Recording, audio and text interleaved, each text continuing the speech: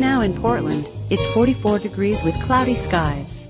Today's forecast has showers, with a high of 48 degrees and a low of 42 degrees.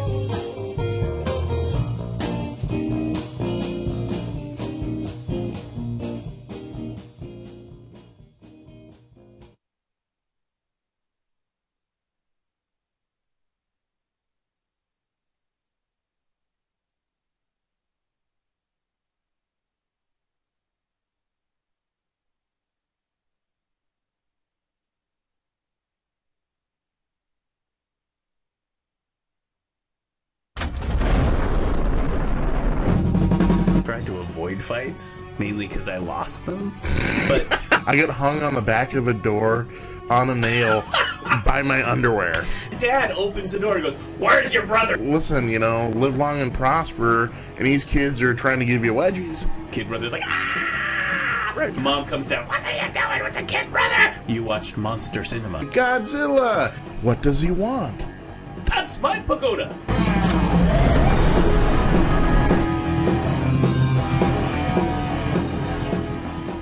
Live outside the box, but confess inside the box. Hello? I absolutely love your show. I just want to let you know this is the best show on TV. It's pretty funny. I chose you guys. Well, it's kind of sadly funny, I guess you'd call it. It was looking a little somber. They don't know what they're talking about. Thanks, guys.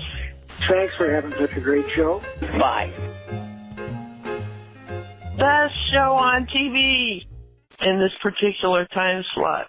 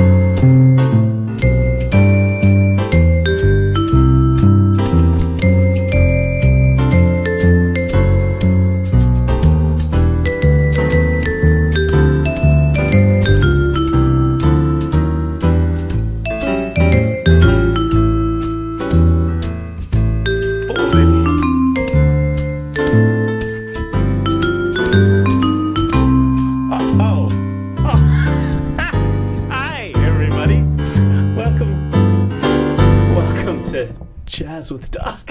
Hey everybody, how's it going? Everyone's like, what was that? What was that? It's Coffee with Curmudgeons. I'm sorry, I just got carried away.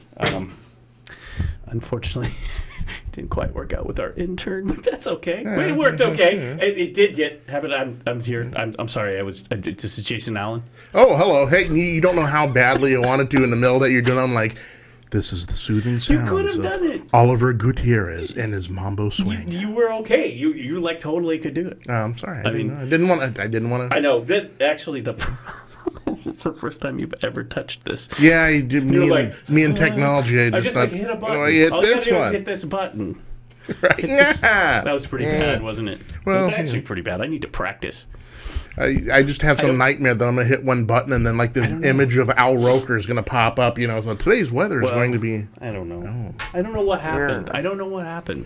It's like the ghost of Buddy Rich came last night and like the show, and it's like, I don't know. It's really bad, isn't it? Well, they should see some of the stuff we do before the camera comes on. Let me tell you. That's right. Oh, God, that was horrible. It was really bad, wasn't it? No, just wait until it's punk rock week here. Exactly. Sometimes we just throw a... Yeah. You didn't expect that. You expect explosions and heavy metal instead. And this is like a narrator point where it's like, and this is when Dawn got up and left the building. Yes, exactly. You know? Maybe we should. I just don't understand why she flipped us off when she was leaving, man. Maybe we should have pre-production meetings beforehand so that you know what I'm planning, and it's like, hey, dude, bad idea. I don't know. It seemed like a good idea. It was great on paper. It was. Thanks. You know, thanks. It was. Next time, if you need me to do air guitar, I'll do that. I mean, I'm willing to do that. Maybe the accordion. Dawn's over on the bongo. We did that. Oh, don't. Or the steel drum. No. You know what? Here's what almost happened. Yeah. That was almost what happened. There was almost like, oh, but there it could be the bongos. It could be the bongo. See, now I'm giving it away. It'll be like, we'll save that for Cinco de Mayo. Next thing you know, we're like drunken beatniks, right? Like, hey, it could happen. Welcome to. Well, I mean, what do? I come down here and I rearrange the furniture. Yeah. I'm like, I don't know. I'm like someone's. You know what? I was gonna make a comment, and then the voice inside my head said, "Maybe a little sexist. Maybe a little sexist. Don't make that comment." So I went, "I'm not gonna make that comment. Not gonna do it. Ain't gonna do it. Wouldn't be prudent." Yeah, gotcha. It was about. I don't know. It was going to be about like. It's a feel-good Friday, right? You're looking towards the weekend. What are you going to do? You're going to do a jazz roll right there. It's a spontaneous combustion. I know, and I'm like spontaneous rhythm combustion. Playing the brushes on the desk. I'm like, when was the last time I did that? Long time ago. So it's like, we'll do that. I don't know. I don't know what I was thinking.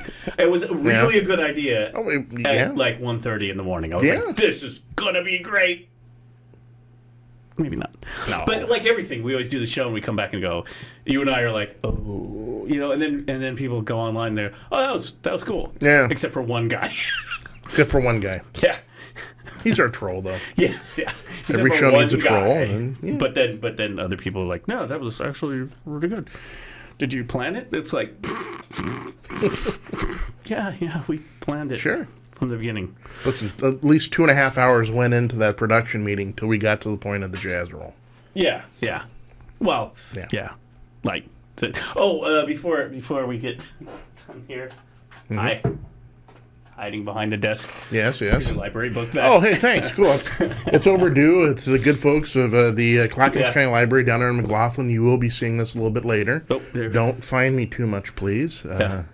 You know, they get you with those fines. They do. At least it's not a DVD. They get mad when I go around and take a mint too after I check out my books. They get a little steamed at that. So what happened was I because I was screwing around with the show instead of just do the show, put the show in, do the intro. I was screwing around, and so then I came down here and we rearranged, and there's a new table which I don't think you can see. Yeah, but it's a new table. You'll probably see it. Well, it on Wednesday. Yeah, you would see it on Wednesday. Yeah. It becomes a feature component. Round table discussion. Oh, yeah. Meet the press, but it's going to be meet the depressed. We're just going to be sitting around. Yes. Oh, meet the. Oh man, dude. Yeah, I like it. Yeah. Could we change? But I want to change the depressed. Yeah, I want to change my persona though. I want to be like some quasi Tom Snyder, type. Maybe Dick Cavett, because Dick was a little more freewheeling, fancy free, not your usual. That's right. This is Sunday morning, and this is the news. I like Meet the Depressed. Meet the Depressed. Yeah. I really like that. We got to think about that. Coming this fall. Turning left or Meet the Depressed. Yeah. I like Meet the Depressed. Yeah, that could be your roundtable discussion. And here, talking politics. The world sucks. Give us your take. Yeah, exactly. Right? Yeah. Oh, okay. Speaking of which, and here, the world sucks. Yeah. The world sucks, and here at the roundtable to tell us that the world sucks. We actually have an impromptu guest for reasons. Unstated reasons? But definitely Meet the Depressed. No, that's horrible. No, you can't lead her in like that. No. I should say something nice. This needs like an FM lead-in. Okay. All right. Okay, I gotta get my FM vibe here. Okay. All right. No, that's nice. I gotta hit the post now. Hey everyone, we're back. 98.7 77 KRZ. We're here today with Dawn. She's gonna come in and tell us the phrase that pays. The phrase that pays is. That's awesome. Right. If you call today and say, caller number 5, you win absolutely squat. Thank you. Wow. What do you think? I think Rick would be proud. He would. Nameless. No. We don't know who raped. It's like I'm getting chills. It's like old times. Old times? Really? Hello. I'll turn the mic up. Hi. So what is the phrase of peace? Hi. No, this is just like... So are you going to actually introduce me at all, or do I just sit here and just... Wasn't that what we were doing? No. Yes. Okay. I mean, you don't have to if you don't want to. It could be just a mystery. I can. Like, who is this woman? Well, that's what I like. It's more like kind of... Why the hell is she here? It's like we're going to go into our Ernie Kovacs phase where we're going to like video slice or put different feet on you or something, and it's going to be like Marvin, get over here. They got on a mysterious stranger on. Like, just being very Twin Peaks. Just you cut to me occasionally. I'm just sitting here with a toilet plunger or something, and I don't say anything. You know, we like the Twin Peaks around here. We do like us some Twin Peaks. So yes, it would be. Welcome to the Black Lodge. Yeah. What I should have done is I should have just made that camera black and white, and then every time we turned it on, then you'd just be in black and white. And you get like a cigarette, Yeah. Yeah. So I do have actually slightly different fingernails. So in an homage. So I don't think you act. The thing is I don't think you necessarily expected to come on here, no, so to speak. But then I was like, we have the table and chairs and the new table. See, you can see the new table. Yeah, we are working on a project together, and you said, come on down to the studio, meet Jason. Actually, you said, let me amend that. You said, I should check out the studio. And I was like, okay, well. At some point, I should actually see what I'm working with there. And you said, you should come one morning when you're doing the show. And I said, okay. Because there'll actually be people there. Yeah. In theory. And so here I am. By the way, my name is Don Taylor. No, it's Don Taylor. It's a self-intro. This is Don Taylor. Yeah. We'll edit it in later, Don Taylor! And we spell it D-A-W-N. That's right. Mm-hmm. And Don Taylor, so you're not unfamiliar to podcasting and radio. I don't know. See, we didn't. It's bad because I just said, come on, because this is informal. Mm-hmm. This thing is. So we didn't do like just a whole plan or anything. So we didn't if we were doing the conversations thing, you'd have a bio and I'd read this paragraph. Right. Don Taylor once climbed the heights of Everest. Yeah. No, I literally thought I was going to be sitting in the corner and just watching until about 5 minutes before the show started. You could still do that if you wanted to. But yeah, you stick a mic in front of me, man, and I'm it's like catnip. I can't help it. Are you? Should I? Since we didn't write an intro. Mm-hmm. Do you want to tell us about yourself? I'm a writer and film critic. I mostly write about film. I'm a former film critic for the Portland Tribune. I used to write for a number of fairly high-profile websites, DVD Journal, Cinematical, all of which have gone under. So I've just left a trail of death in my wake everywhere that I've written for movies. It's just a desert behind me when I'm done, apparently. So this is why I actually thought you... Oh, God, we're going to end up in the wake, aren't we? I knew it. This is why I actually thought you'd fit in. Welcome to the wake. Yeah, phrases like trail of death and my wake. I mean, this is actually, Jason. Yeah, yes. That should be our Coffee with Curmudgeons Lodge motto. Leave a trail of death in your wake, something like that. Trademark. Yeah. Little TM. Yeah. Or Dante, abandon ye. Dante. Shakespeare. Right. Ride the tides of... whatever. Into the breach. It's too early I'm saying Crispin's Day. It's too early for that. Sorry. We even have Shakespeare. We have we're working on that. There's so much in the works. But anyway, so you're film critic. Oh, and a podcast. I did podcast Ham-Fisted Radio, which I did for a few years. How many years? I don't know. I know we did over 250 episodes. So, and it was weekly. So do the math. Yeah. Right. Yeah. A few years. Yeah. Yeah. 2, 3. Oh, it's a lot. It is. Math is hard. Yeah, I used to do that. Yeah. So yeah, there's a and I don't. And I did before that. I did the Rick Emerson Show podcast. Right. He and I were partners. We also did a news show called Legion of News, which accompanied that. I sort of remember that Legion of News. That's right. Yeah. I think. I really enjoyed that. That was my favorite of all the projects that Rick and I worked on together, where I was just the dope who read the news, and then he did his FM DJ radio snarky curmudgeon-y thing about all of the news, and then and I enjoyed that. I enjoyed that show a lot. That was So that was the extension of he was on the radio, right? Right. Was that KUFO? He was on several different stations here, but the last terrestrial station he was on was KUFO. And then we got together and we formed a little company and put together a podcast version of his show, and also produced and did Legion of News as well. Were you actually? This is a question in my mind. As opposed to being a question in someone else's mind that I'm somehow telepathy reading. It could be on a file card in front of you. No, that would require research. You know who our researcher is? Our head of research. That guy. Yeah. So you know how well that goes. We are so screwed. Well, I mean, it's like, who's the chief technology officer here? Is that you? No. That'd be me. Yes, right? yes. And then it was, who's the operations officer? I thought I was just, I don't know, janitor? Well, I know that, but we wear multiple hats. But anyway.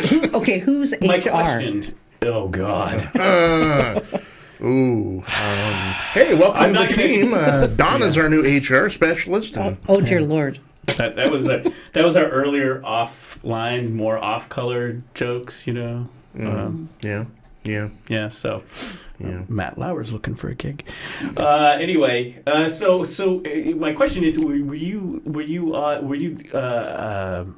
the producer? Were you like doing over there on the radio, or did it just start with the podcast, or how did that work? It started on the radio. It started me just being a guest because I was talk about movies. Right? Because I was writing for the Portland Tribune, so they would have me pop in and talk about movies. And I met Rick actually originally because my husband was a fan of his show, and he would come home every day. He was one of those guys who drove around all day delivering stuff, and so he'd listen to all 4 hours of the show, and then he'd come home at night and say, "Let me tell you what Rick did, and Sarah did this wacky thing, and Tim didn't sleep." And I was like, "Please stop telling me about your imaginary radio friends.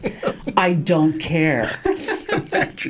So I was pitching feature stories to the Tribune and decided to do a feature on Rick because he had lost his gig at one radio station, and then all of his fans did this coffee brigade thing where they sent CBS Radio, I think it was, hundreds of coffee mugs to convince him that he had all these fans, and then he got a new gig at a different radio station. So I did a feature story on him, and that's how we met. Then he invited me to come talk about movies, and I believe he realized I would fit in with their team when I said that a certain movie sucked dead circus animals. Ooh. And he went, "Oh, you need to come back." I'm going to take it you did not like the film? It was, I don't even remember what it was, probably an Adam Sandler film. But yeah, so that started me being a guest. And then there was a time when the powers that be fired his news guy. And so he had a bunch of people he knew from media come in and rotate through to do the news. And I did that with him for about a week. And then, so then when his gig at KUFO ended, he and I got together and we started talking about what he would do next. And after about a month of meetings, I looked at him one day and I said, "Okay, I'm confused. Am I going to be on this show with you?" He's like, "Oh, yeah, of course. Didn't I say that?" I was like, "No, I thought he was just brainstorming." And so 6 months later. Yeah, because that's Rick for you. He never actually mentioned that, So then we ended up forming an LLC and doing everything very anal retentively you were having over the top. PTSD right now, this morning, where it was like, hey, let's get the Right. camera Ah! on. Yeah. You're on. That's You're why I on. made that Be noise. entertaining. Go. It's kind of like what Doc said to me. Hey, you want to come hang out in my basement? And you never left. And I never left. Well, it's squatters' rights at this point, really. I mean, Oh, man. Yeah. I know. It's so... And it's almost been a year. it is. That's the crazy thing. Yeah. So it's like we were talking about. It's like, did we stream on this or did we do that? And we're always like improving. St. Patrick's Day, We're always right? trying something like that. Well, after I first watched your live stream the first time, I mentioned to Doc here that I liked how he's got the whole sort of cable access vibe going on with the Yes. cityscape behind him. call You look like he's making you sit out on the patio. He is on the patio, actually. That is not far off. Yes. Yeah. Sort of remote and it is what it. Can I come in? It's cold out here. It's cold. It literally looks like a set from a 70s sitcom. And it's the patio. Yeah. It's the outdoors. Yeah. Yeah. Oh, Marsh is going to come in and get hit by a ball in the second. We got the Astro Green grass turf. Where's Tiger? Yeah. It could be cool. Or we just have like, Topher Grace and Ashton Kutcher and the foreign kid, Red The foreign Foreman. kid. What the hell are you doing over there? Oh, Red Foreman, which is like out on the patio. But I don't know. Yeah, well, I mean, so how do you explain this? It's called... It's the magic of television. It's called... Yes, it's called Set Design IKEA. So, I mean, here's the thing. Here's the thing. And I said this before, because this just like got knocked out in like a couple days, late at night, like a year ago. Okay?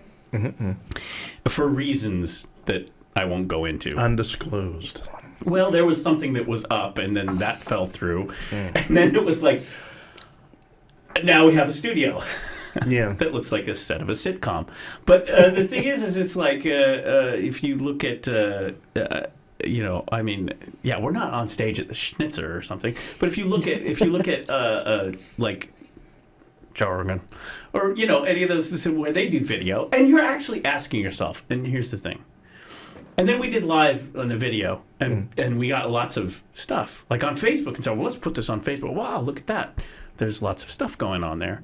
But, all that stuff, like all those podcasts and all those live streams, and people watch it, and people are like, oh, yeah, I watched Joe Rogan. Right? Sure. Yeah. And the thing is I mean, sometimes we can show examples and we can do neat stuff, like show something on the internet, right? But there's no reason. It's just a radio show. It's all just a radio show. It just is. Just like Joe Rogan. So like all the podcasts, it's still just like podcasts, and that's always been that way. Because it's like but people like to watch. They're like Chauncey Gardner. I like to watch. Wow. Yeah. See, I had whole plans. I was kind of in a bad mood. But anyway, so Don Taylor's here. Yeah. Yes. Ham-fisted radio and movies and stuff. And that's cool. And maybe you'll see more of her or hear more of her Maybe later. you will. Maybe. That's the Or maybe plan. not. No, you're not supposed to. Oh, sorry. You don't want to give it. No, I want to tease. I want to tease the my tens of followers with the idea that yes, there is finally Are you actually gonna something actually new tease in the them right works. now? Or are you just that's the tease? There's actually something new in the works. Okay. There you go.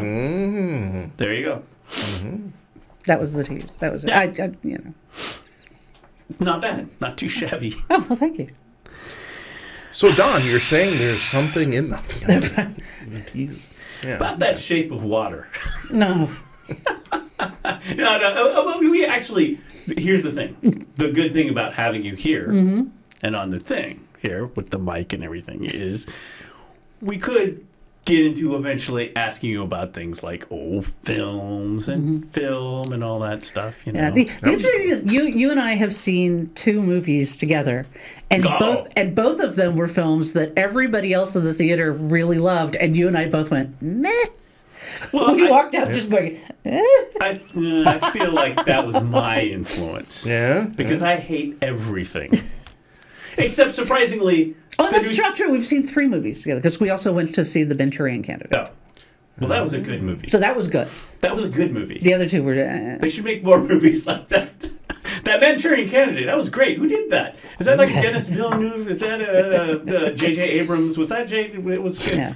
Oh, and make it clear, the Frank original... Sinatra looked a day of... I mean, the CGI was amazing in that. The way they can just almost bring them back from the dead. Exactly. I mean, Sinatra, it was just... And the cool choice of black and white. I mean, it was just like, wow. It was retro. It was meta. Yeah. I mean, they actually had to get Angela Lansbury and do the... And Andy Serkis coached her so that they could put a face over She wore that green suit with all the dots on it so that she could like reenact her own youth. Oh, man. Oh, yes. It was... Angela, she looks great. I mean, we can... I mean, we can talk about movies. I mean, it's just like... Yeah. Well, don't let me detour you from your usual bitching and complaining about politics and whatnot. Our usual plan, right? Our pre-production plan. Jason, how far behind on the script are we? There is a script? Yeah. Oh. Right. We've established a long time ago, remember? Yes, there is a script. We write this like 2:33 in the morning. Page 3, paragraph 4. Mm-hmm. Yeah. No, I feel... Okay, the thing about that... What I want to say, I want to address break. It is. I'm Chris Matthews. She's sitting at the glass table. Welcome to, what did you call it? What? Meet the Depressed. Meet the Depressed. No, see, we got a nice shot of the glass table. This is brand new. Yeah. Now, this is what I was screwing around with. We don't need. We need like the old McLaughlin group. Well, I know. I can do a Price is Right thing if you want. Right. Don! Don! What's up with that movie? Dude, Where's My Car? Go! Yes. Oh, my God. That movie is a classic existential tragedy, actually, if you really think about it. Explain the socioeconomic... Go! Not since Truffaut's Jules and Jim have I... Anyway. Here's the problem. I feel bad about that whole scenario of attending those movies with you. Yeah. I feel bad, yes. Because I feel like my own nasty curmudgeon self. Mm-hmm. Because it's like, it wasn't... I felt more like we're in critic mode. This is a critic... Wasn't that a critic experience in a way? Well, for me anymore, so when I go see movies that but there were people I'm not in writing the about audience who were movie critics. Oh yeah, no, we were there at an early screening, and there were a couple of rows of people at both of those films that were film critics. Mm-hmm. We saw Shape of Water, and we saw that Thor movie. I know, and here's the thing. I feel bad about this because then I'm like, it's a critic, and I'm like, so what you're saying is you think that I am so weak-willed that my own opinions will be swayed merely because I'm sitting next to you. Oh, now you stepped into it. By the way, I just want to note to everyone in the second hour, we'll be talking about third wave feminism, Aziz Ansariah, and whatever else we can come up with. As I was just pointed out, being a sexist douchebag. Good night, everybody. Thanks, Don. Okay, my thing is with. I apologize. Yes. First, men, this is what we should be doing all the time. I did not think of that as a sexist thing. By the way, it's fine. It's 2018. You know, it's like she's just poking the bear. Not every offense between man and woman is actually sexist. Sometimes it's just slightly douchey. Yes, I know. With just a hint. Jason's just like, you're going... No, I'm like doing this. I'm enjoying this. This is great. She's poking the bear, man. Did we mention she's had a podcast before? So in radio. Yes. It's actually been on a thing or two. Yeah. So, okay. So yes. And you're right. And it's not just... I just feel like my... You remember Pigpen from the Peanuts? And remember the cloud that followed Pigpen? I always feel like there's this cloud of depression and death and destruction that follows me around. That just like it's kind of like the dark side of the Force. It's like, oh man, I'm so like bummed the out. monsters, whatever it is, where that cloud travels with them in the car or whatever. Yeah, Jason's always like every week. He's like, oh, the podcast. Let me see, are we doing anything? Okay, no, I'm available. No.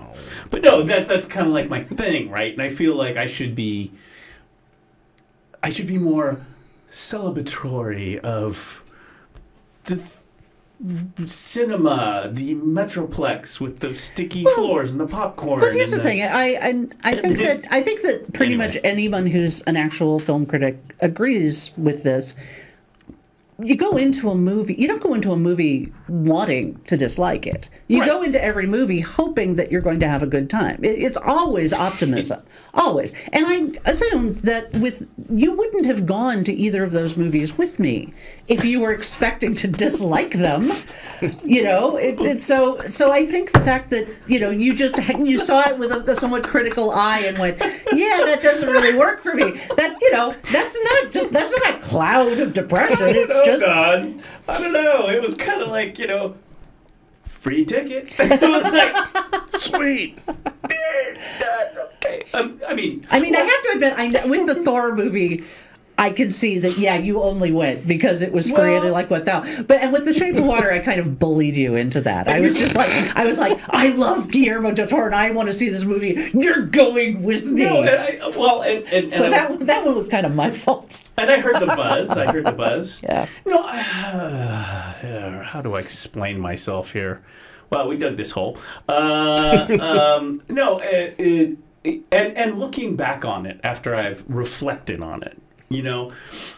Like the Thor movie, and I hope I kind of said this, but probably I was just like... We're talking about Thor Ragnarok, by the way. So I think I talked about it a couple weeks ago. And it wasn't horrible for what it was.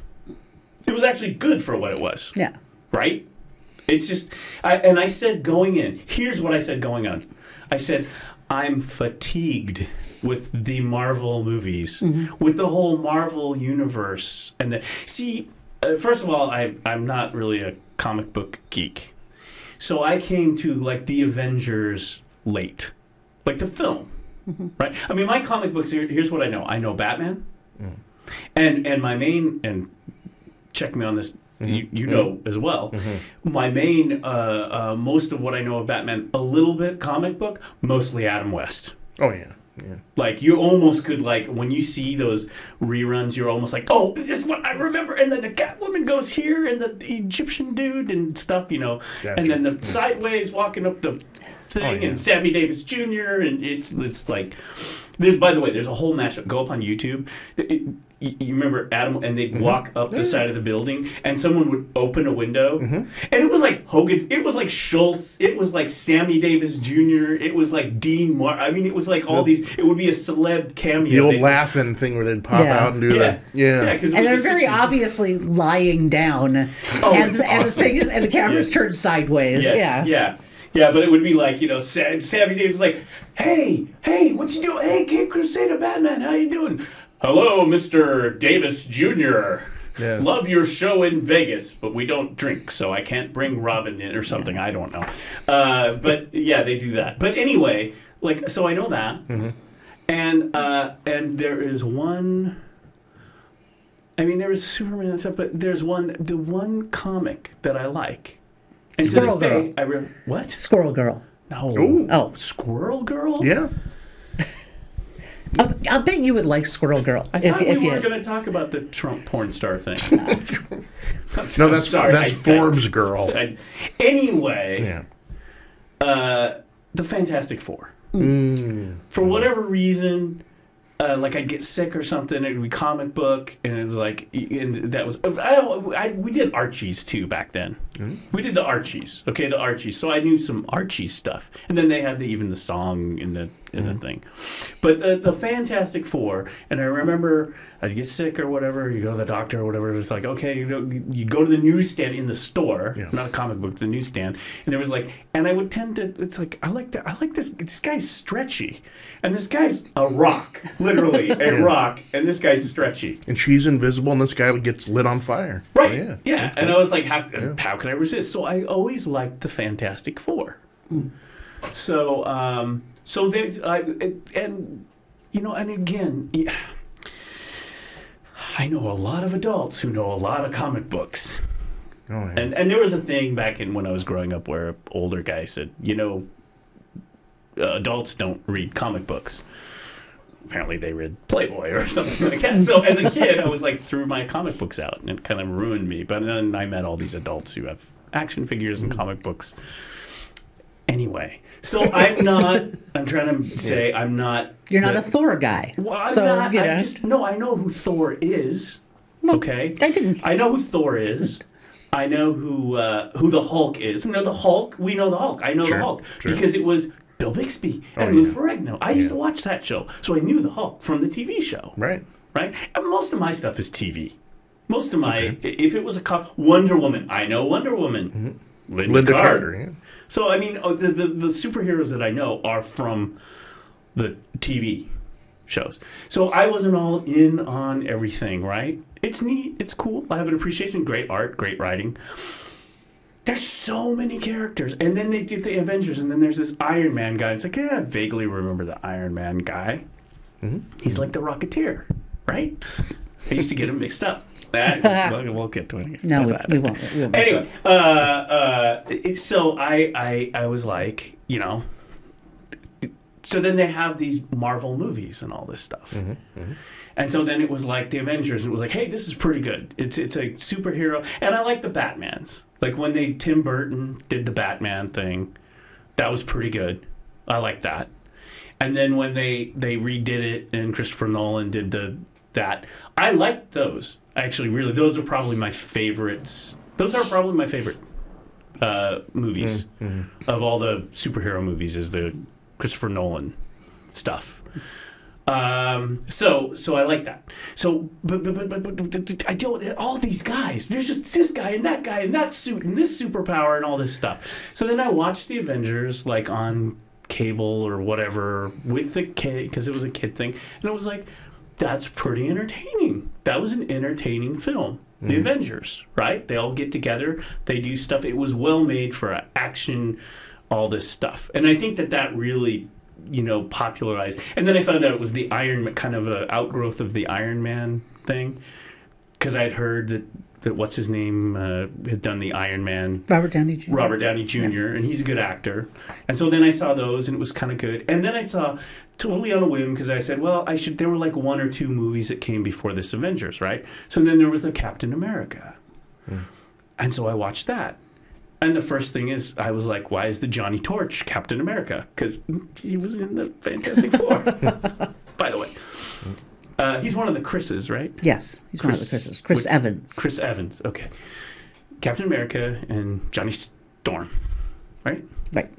Anyway, so I was like all into this. So it was like, yeah, this is cool. And there were one or two movies. I saw the Captain America, and I really liked the Captain America. Thought that was a really well put together movie. And yeah, again, the first Captain America film is very good. Well, it has what's his name in it? Well, it has Tommy Lee Jones, and it has the scientist guy, one of my favorite actors. Never mind. Yeah, that guy. Scientist guy. I always get him mixed up with the guy who plays Monk. In fact, they actually did a movie together. Somebody will remember. Brain doesn't work on a Friday morning. Not enough coffee. So I like those, and I was like, okay, this is fun, and this is fun entertainment. Like a Star Wars fun entertainment, like a Star Trek movie or something is fun entertainment. Okay, so I'm into it. Well, go a few years later, and there's an Infinity War, and there's an Ant-Man, and then there's this man and that man and that man, and then there's Netflix and Amazon or whatever, and Netflix, and there's 40 different guys, and then there was like a Daredevil, which I said, well, okay, I'll put my tap my waters into that. I watched that. And then there's a Jennifer Jones, and then there's a Supergirl, and then there's a more Superman and Batman, and those were horrible. Those were just, I'm sorry. I watched that Superman movie, and I was like, what the... I mean, I'd seen the Christopher Reeves. Oh. Christopher Reeves. Mm-hmm. George Reeves. Oh. Mm-hmm. See? My mind still does work. And those were all fun. Like this original Superman movie. It was Dino De Laurentiis and John Williams. And who directed that? Remember? Richard Donner. Thank you. Richard Donner. Yeah. And that was an entertaining, huge budget. I mean, you have you have what's his name, coming in. It's like, oh, what's my line? The horror. No, that's not your line. Your line is Jor-El. First one, Brando, right? Brando, yeah. Mm-hmm. Yeah. He's like. And you got your Gene Hackman Lex Luthor. Yeah. I mean, Brando's so far gone in that movie. He's like, Bonacera. No. Get into the spaceship, wrong movie. Count Jor-El or Kal-El. You're on a planet. Oh, I'm on a planet. Okay. Is this a horror? No, not the horror. But, I mean, he was making like $6 million a minute or something on that movie. It was crazy. But, it was like those big budget super movies and stuff. Yeah. King Kong, Star Wars. There has been just a huge glut of them at this point. Now, you can't really blame Marvel for wanting to wring every... Well, first it was Marvel. Now Disney bought Marvel. But yeah, they want to wring every penny out of nerds' wallets that they possibly can. Right. I don't blame them. It's a business. That's what they do. But it's been, in my opinion, it's wreaking havoc on film as an art form. Because it seems to be like 80% of the conversation about cinema right now is about these damn superhero movies. Yes. That's exactly what I was saying, Don. Yes. Just if I may crystallize for you. That's exactly where my fatigue is setting in and everything. Yeah. Because and I watch fandom. I actually find it more entertaining to watch YouTubers and fandom commentary than the actual movies themselves. Like I actually like that better because it's more interesting. These people with their opinions and stuff, and I don't think that cape should have been purple and not green, and that lightsaber is not the right. I want to know who are the people who are watching all of these videos where other people are talking about the top 10 something. It's like 10 scenes from Tarantino movies that they had good lines. Or, here's all of the best stuff Wolverine ever did. And who is sitting on YouTube and watching this crap? Yes. Well, there goes our Monday show.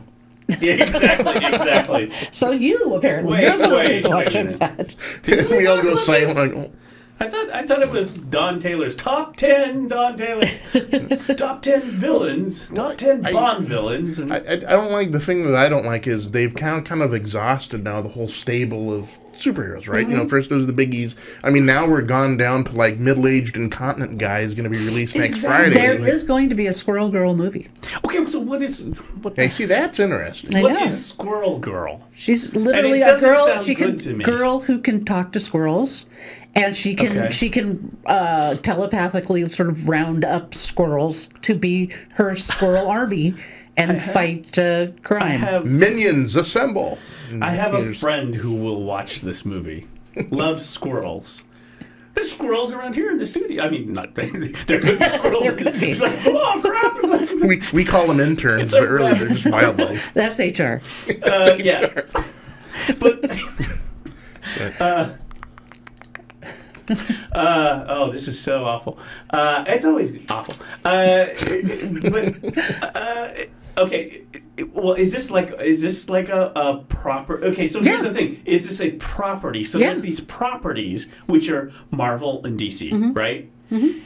And then there was, Squirrel Girl is, I believe, part of the Marvel universe because I think she actually there was crossover stuff. She tried to be one of the X-Men, I think, and they wouldn't have her because the squirrel thing. They thought the squirrel thing was lame. See, She's not mutated enough. You're not a mutant. See, all you can do is squirrels. I may be wrong, and I'm sure there are people watching this just going, "That's not what happened with Squirrel Girl." Because I have to admit, I'm not up on all of my superhero background stuff. I'll tell you what, though. I could write some Squirrel Girl script for you, because it'd be like Squirrel Girl versus the Crow. Huh? Hey, bring the Crow back. Hey. Mortal enemies: Squirrel Girl and the Crow. Indeed. Interesting. Squirrel Girl and the large automotive. Yeah. And the big finales, like in Central She's just Park. running back and forth across the street, trying to dodge the car. Oh, no, Don, no. I'm ashamed to say that, yeah, I'd watch that. Well, Jason and I have a viewing place for you. Sweet. Yes, he's out here on the street. Squirrel Girl versus the high tension lines. Yes, yeah. So, how do they do wow, that? so Squirrel Girl, okay. And see, I mean, that's like, it's huge. And that's, you got to keep up with all that stuff. Like, there are people who know. Well, I mean, we have friends, we have people who are like experts. We all of us do here. And you're just like, you know, it's crazy. It's just, I don't know. I don't mean it's crazy. I know I'm trying to be nice about it. But I'm just. How much information do you have crammed in your head about Star Trek? Yeah, okay. I mean, is it really that different? Okay, yeah, that's a good point. But in fairness, that's a little amount of information with other information. Like, you know, that information is this much. Even though it might be a lot, that information is this much. And it's still, here's the thing. Okay. Oh, by the way, you know you're on the losing side of an argument when it's like, but no, really. In fairness. Anyway, sorry, go ahead. Let me address that, Mr. Huntley. Let me address that right now, Mr. Huntley. So here's the thing about that, and this is something we talk about on this show. Mm-hmm. And I always say one thing: I am not a super fan. I am not a super fan of anything. So yes, I am a fan of Star Trek. Why am I a fan of Star Trek? Because as a little kid, it was on TV. And that was like, we had 3 channels and we didn't have Marvel movies and stuff. There wasn't really hardly sci-fi on until Star Wars. I was married to a huge sci-fi nerd, and one thing that he pointed out is like sometimes it's like, we watched these crappy shows because that was all there was. Right. It's like, yes, I watched the original Battlestar Galactica because that's all we had. That's right. That's actually right. That's a good example. Yeah. That was a great example. I watched Battlestar Galactica because... Why? Because ILM did the freaking effects. Because it was the only thing on television you'd ever seen on television, effects-wise, spaceship-wise. It was like, whoa, this is high budget. This is like Star Wars, because the guys who made Star Wars did this TV show. They got a green light because Star Wars... I mean, Star Wars really launched the whole sci-fi craze in popular culture. And that's great. Because I was a sci-fi fan, and I read sci-fi stories. I mean, we had like 2001... until, I mean, there were other, and some cool TV shows. But here's the thing. So I know some things about Star Trek. I can answer some trivia about Star Trek. In my defense, there is someone out there, and in fact, I kind of I have a guilty pleasure. I watch these YouTubers who talk about Star Trek. They're mainly talk about Star Trek. They know so much more about Star Trek. Like, what's the registry of the ship in the Wrath of Khan? I don't even remember the name of it. And it's like, oh yeah, it was that. I remember it. What was it? Botany. USS Botany, where they fly them out and then, yeah. But see, that's not the starship, though. No, that's true. But yes, see, I would know that. That was just the show. See, I would do trivia, so I can do some of that. Like you and I, we was like, what's, Khan? Who's Khan? Was his ship? We could go, oh, Botany. Yeah, right? Botany or Botany Bay. I think it was Botany Bay because it was named after the Darwin right thing, right? And so we know some of that, But there are people who know so much more about Star Wars. And here's the other thing. Then there's cosplay. And then there's the conventions and stuff. And see, I think the first convention I ever went to, honestly, the first convention I ever went to was a few years ago with this guy over here and his crew. Yeah. And the reason I went is because we had press passes and I had a camera and we filmed it and we put the films up and it's pretty fun actually. I actually was in San Diego. First time. Oh, San Diego. I was in San Diego for the summer when I was 17 years old, and saw in the paper that there was this comic convention, and I had gone to the one in Los Angeles, which was at the Old Ambassador Hotel, and it was literally like 30 guys with folding tables and boxes of comics. Right. And I would go and I would be one of like 3 females in the whole place. Right. And that's where I learned about like little indie comics and alternative comics like Love and Rockets and Flaming Carrot and things like that. And I was going, but I also just loved comic books. I loved cartoons. I didn't like superhero stuff, but I liked cartoons and comic books. So I convinced my mother to take me to this comic book convention in San Diego. And at that point, it was in like an expo center or something. But again, it was like 100 guys with folding tables and boxes full of stuff. And the highlight of the deal for me was Mel Blanc was one of the guests, and I got to actually meet Mel Blanc. Wow. But it was cool. Like nobody was dressed up in costumes, and nobody was walking. It wasn't the parade of look at me that it's become, and it also wasn't a huge deal for movie studios and television production to sell stuff. It was guys trading comic books. Right. I mean, Vaughn Bodē was there.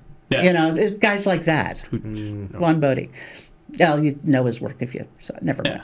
Yeah, I mean, it's just like, Yeah. I mean, by the way, just a coffee with Curmudgeons trivia. Yeah. My aunt dated Mel Blanc. My great aunt. I mean, she's Really? long gone now. Wow. Yeah. Wow, can you imagine having sex with Mel Blanc? I mean, That's all, folks. She did kind of weird voice. No, she was. I mean, this was a long time ago. Quirky thing. Oh gosh, my mind has gone way off. But he still had that voice. I mean, when he was on like the Jack Benny show and stuff, he still had that Mel Blanc voice. Well, that's what she. One time we were out there on the farm.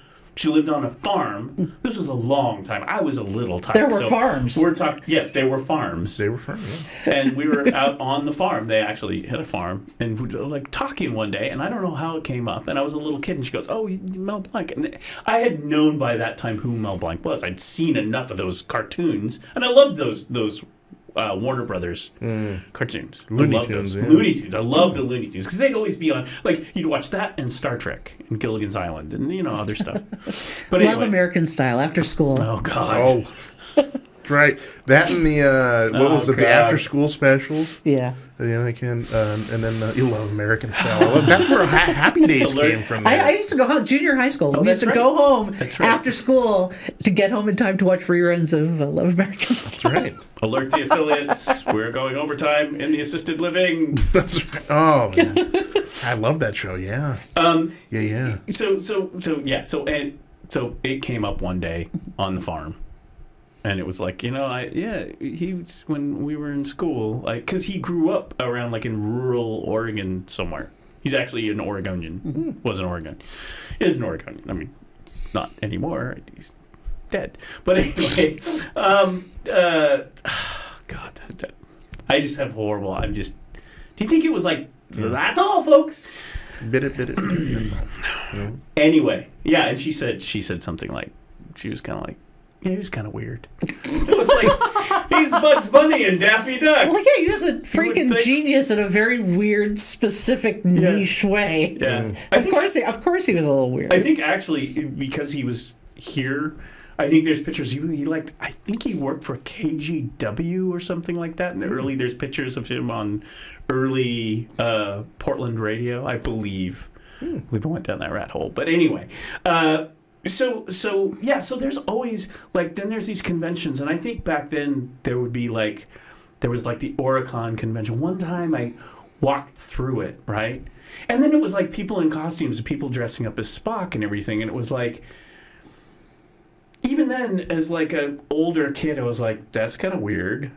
why is that adult wearing weird Spock ears? You know, it just kind of was weird. Now it's the thing. I mean, it's like now it's like a whole. It has a name. I found it's it called very cosplay. I know, but I mean, it's a thing that the conventions have become heavily cosplay oriented. That's what we filmed. They just had a convention just called Heroes and Villains Con, where it's like let's just cater straight to the people who are dressing up. Let's like not even pretend to be about anything else anymore. That's what we ended up doing. We walked around the floor, we interviewed people, and we learned around all these people we interviewed were in cosplay outfits and stuff. My favorite was Iron Man. We did a nice little shtick. We kept calling him Robert Downey Jr. Mr. Downey, if that's your real name. Yeah. No, it's good. Go up there. Those are fun videos we did. Yeah, but you're right. I mean, this is all taken to a whole new level now. Yeah. I mean, you are now the outcast if you're not in full regalia. But it's so detailed, though. That's the thing, you know. I mean, I built the little models and stuff like the AMT, which hard to find now. Like you think with all this stuff, you could go to the thing and order the little, you know. I had the Enterprise, and so I was a nerd. I was that, but again, comparatively to today. And the kind of cosplay and nerd stuff, I'm nowhere near. I'm a civilian. You know what I'm saying?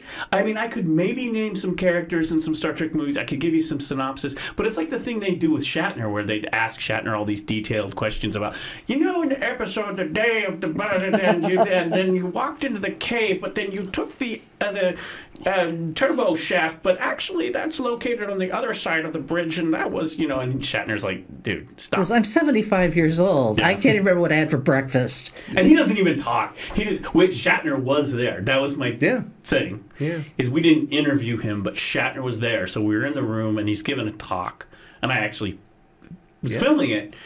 And he doesn't even do the thing. He talked about some random weird thing about himself that nobody cared about. Because he's Shatner. Because he's just like, you guys, get out of here. You know what I mean? It's like, okay, Bill, yeah, we get it. So, but I know what it was. Like the Star Trek thing. There was one book. Well, there were other books after the show went off. People wrote novels, and some of the people wrote like romance novels about Kirk and Spock or whatever.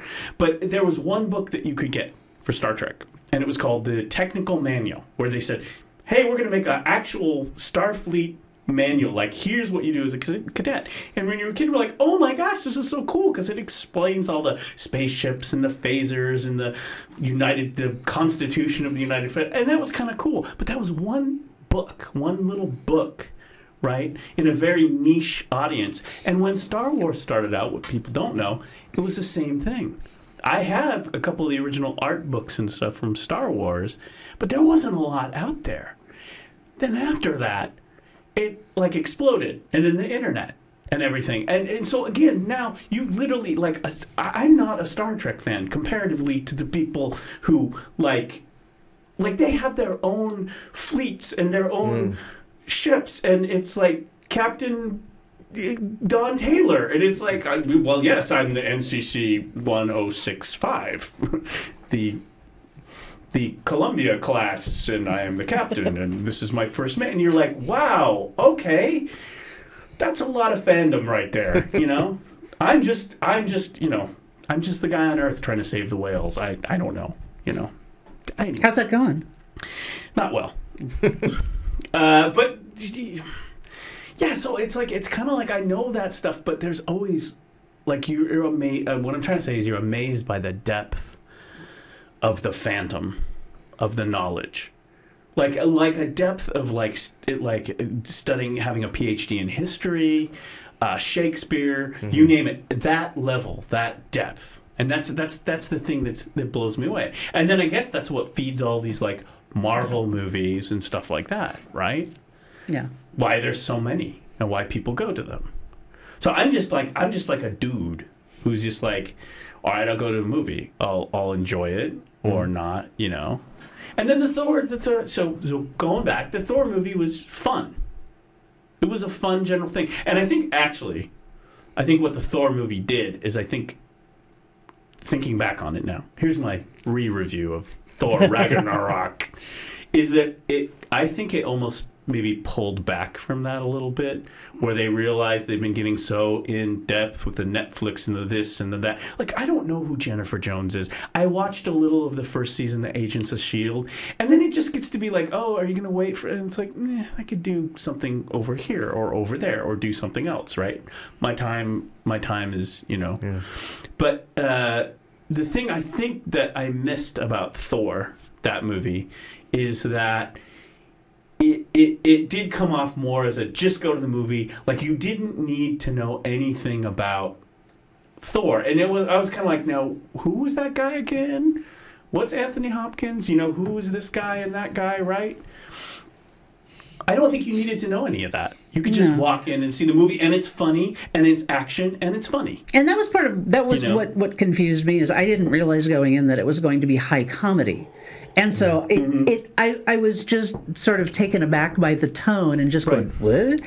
And so I sort of feel like I ought to give it another chance at some point. Well, again, this is where my cloud of, because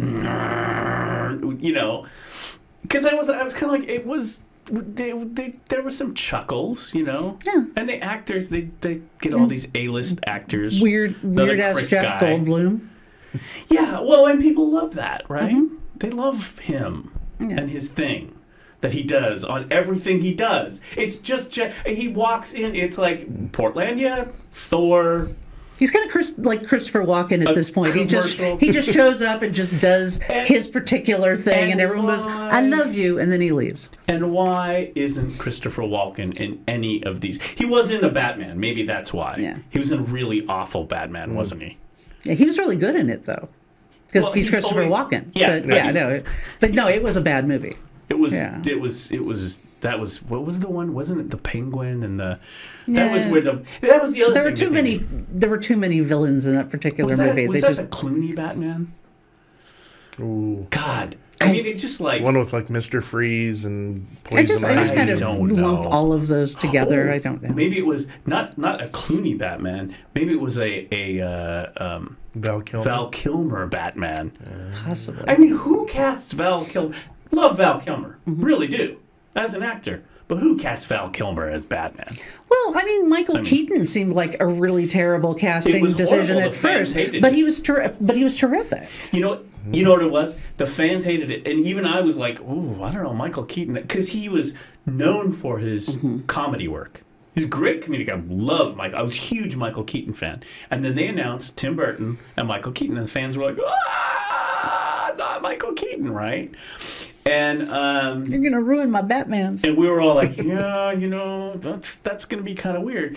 And a friend of mine pointed out, he goes, well, he's a great actor, he's a great comedy actor, and most people who can do comedy can do other things. And secondly, have you seen that Clean and Sober movie? Mm-hmm. And it was like, oh yeah, that was really good because that was not a comedy, even though it was a Ron Howard film. Go check it. See, people don't remember Clean and Sober. Go check that movie out. But yeah, and so that was worked out. I mean, it was fine, Mm-hmm. But yeah, okay. So Thor, my going back, it wasn't bad. It was okay. It had the humor, and the director had that character because he had done whatever. Did What We Do in Shadows. Yeah, which is it's really good. But it's a vampire movie. It's. See, now we're going to talk vampires and zombies. And guess what Doc Normal is really fatigued about next to Marvel movies. What We Do in Shadows is a black comedy that sort of parodies some of the vampire stuff. I mean, it's its own like different Shaun thing. Like Shaun of the Dead did for the zombies, right? Kind of, yeah, only much more wry. Okay. But see, I had the same, this goes back, this fits in perfectly, the Marvel thing. The vampire movies, when Anne Rice whatever came out with all those movies, and then all of a sudden it was like, oh my God, everything's a vampire. And then the Bram Stoker. I liked the Bram Stoker Dracula. Mm-hmm. I thought it was good. I mean, I had Gary Oldman, right? There's another thing. It's like Gary Oldman, you can put him in the crappiest movie ever, and it's still like, well, it's Gary Oldman, I like that. But after that, then it was vampire. And I was like, I'm done with vampires, okay? they're not that scary to me. I mean, you know, and then what happened? What Well, replaced the vampire Zombies. thing is not about being scary, though. The vampire thing is largely about being sexy. Sex, yeah. Well, those like that's like those novels. Yeah, my jump the shark moment though was Twilight, because I kept yelling, "Vampires aren't sparkly! Vampires aren't sparkly!" But see, that was like the You preteen vampire. Oh, and then there's Buffy the Vampire Slayer, and then there's Angel. See, and it just like starts piling on. It's American. It's American. There's one thing Americans do. When you get that thing and it's working for you, you pound it away. Oh, yeah. No, it's like the Carl's Jr. theory of making movies. Yeah, Just like add more crap to it. Make it taller and greasier. Yeah. There we go. That's how she won her third Oscar. Like, just put more crap into it. It's good. It needs an egg on it. Oh God! Don't get me started at that. Yeah, I mean, it's like as soon as Hollywood, as soon as you get anything in America, as soon as you get that thing, it's like we're gonna do more and more and more until it just explodes in your face or something. I mean, it's like Hollywood movies. And here's the thing: we went to the Thor Ragnarok, which is a continuing series of something. Mm-hmm. It's not an original thing. We've had the Thor. Right? We've had this and that. It's like in a series of many, you know. But it did try to pull back from that a little bit. And I think I appreciate it for that. It just wasn't like, as a fully functioning intellectual adult, something that I was looking forward to seeing, you know. It was like, yeah, okay, that's nice. More tons of CGI and comedy, you know. All right, you Put know. more crap on it. How do you? Okay, so as a critic, They do sell beer though at that theater now though, so you did get to have a beer.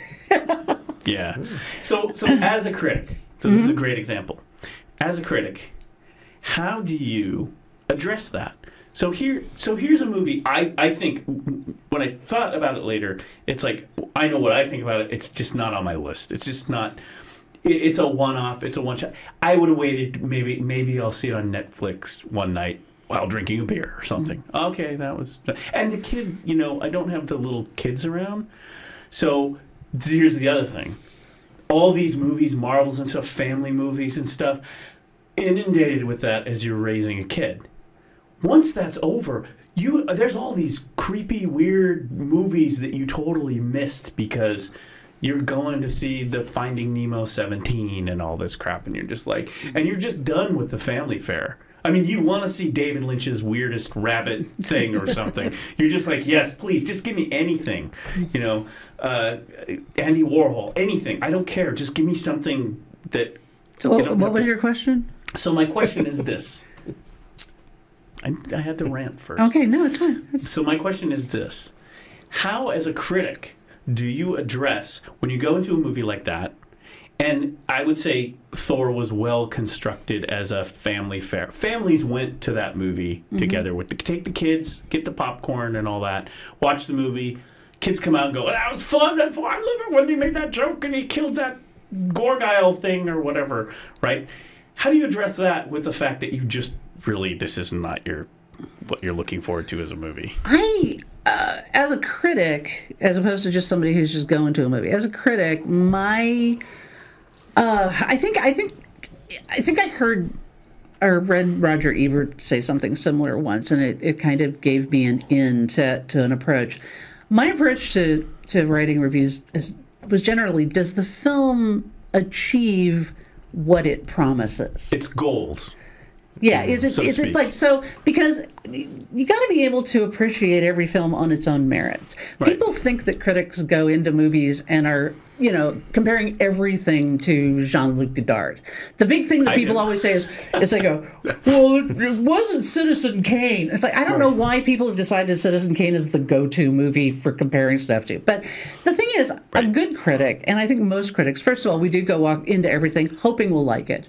And also, you just basically want to, I did anyway, I want to take it on its own merits. So if I'm going to some kind of a high art indie sort of a movie, I want to, you know, is this going to actually entertain me? Is this going to actually show me something? Am I going to be moved by this in some way, or is it just tedious? I don't know. Right. But I can see a movie. You can see a movie like Triple X or Snakes on a Plane, and go, did this movie deliver what it promised? And yes, there were a lot of fucking snakes on that fucking plane. I got my money's worth. Yes, that movie succeeded. So and so with Thor Ragnarok, what happens is I think I would have enjoyed it more. Ironically, I would have enjoyed it more if I had been going to it as a critic, because I would have done at least some preliminary research ahead of time. Right. And I would have known who the director was. Right. And I would have known it was going to be a comedy. Right. Because it took me off guard, and I was just like, I don't understand it's too goofy. Why is it so goofy? It confused me. So I would have actually liked it a lot more if I'd known what I was doing when I walked into it. See, that's my point. I mean, I think that's... yeah, me too. I mean, I think that was a thing. And then it was like, well, wait a minute. The thing is, it addressed the problem that we've been having in these superhero movies, like the whole DC thing, which is these are too dark. These are not fun. I mean, this Batman, this Superman thing, is no fun at all. That I'm not having fun. And I think that they said that what I read is that when Guardians of the Galaxy came out, the first one and stuff, they realized Marvel was like, yeah, have fun, And this is the thing that they're criticizing Rian Johnson for The Last Jedi. There's a lot of stuff that happens, and what about the humor? And he's like, did you not see the humor in the original Star Wars? Yeah. Even The Empire Strikes Back, the dark movie, well, if you forget about those weird prequels, but the dark movie of the Star Wars series, The Empire Strikes Back, has a lot of humor in it. There's a lot of Han Solo screws up and they were an homage to Saturday after Saturday matinee serials.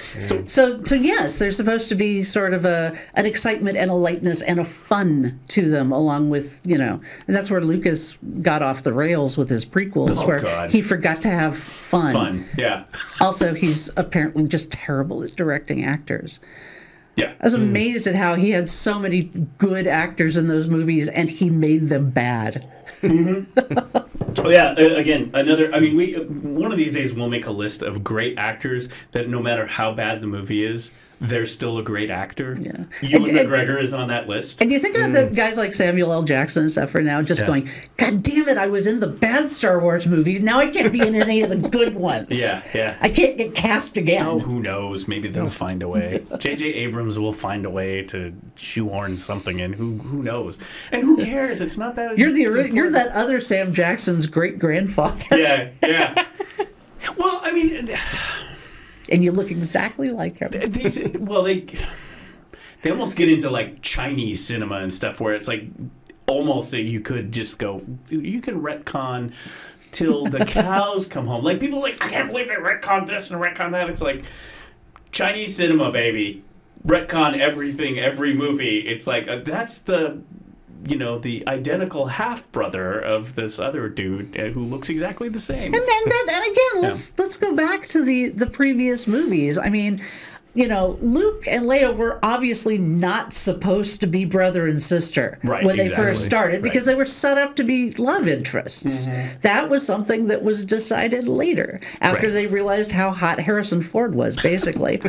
and probably saw that he and Carrie Fisher were bonking, in the trailers, and went, we can work with this.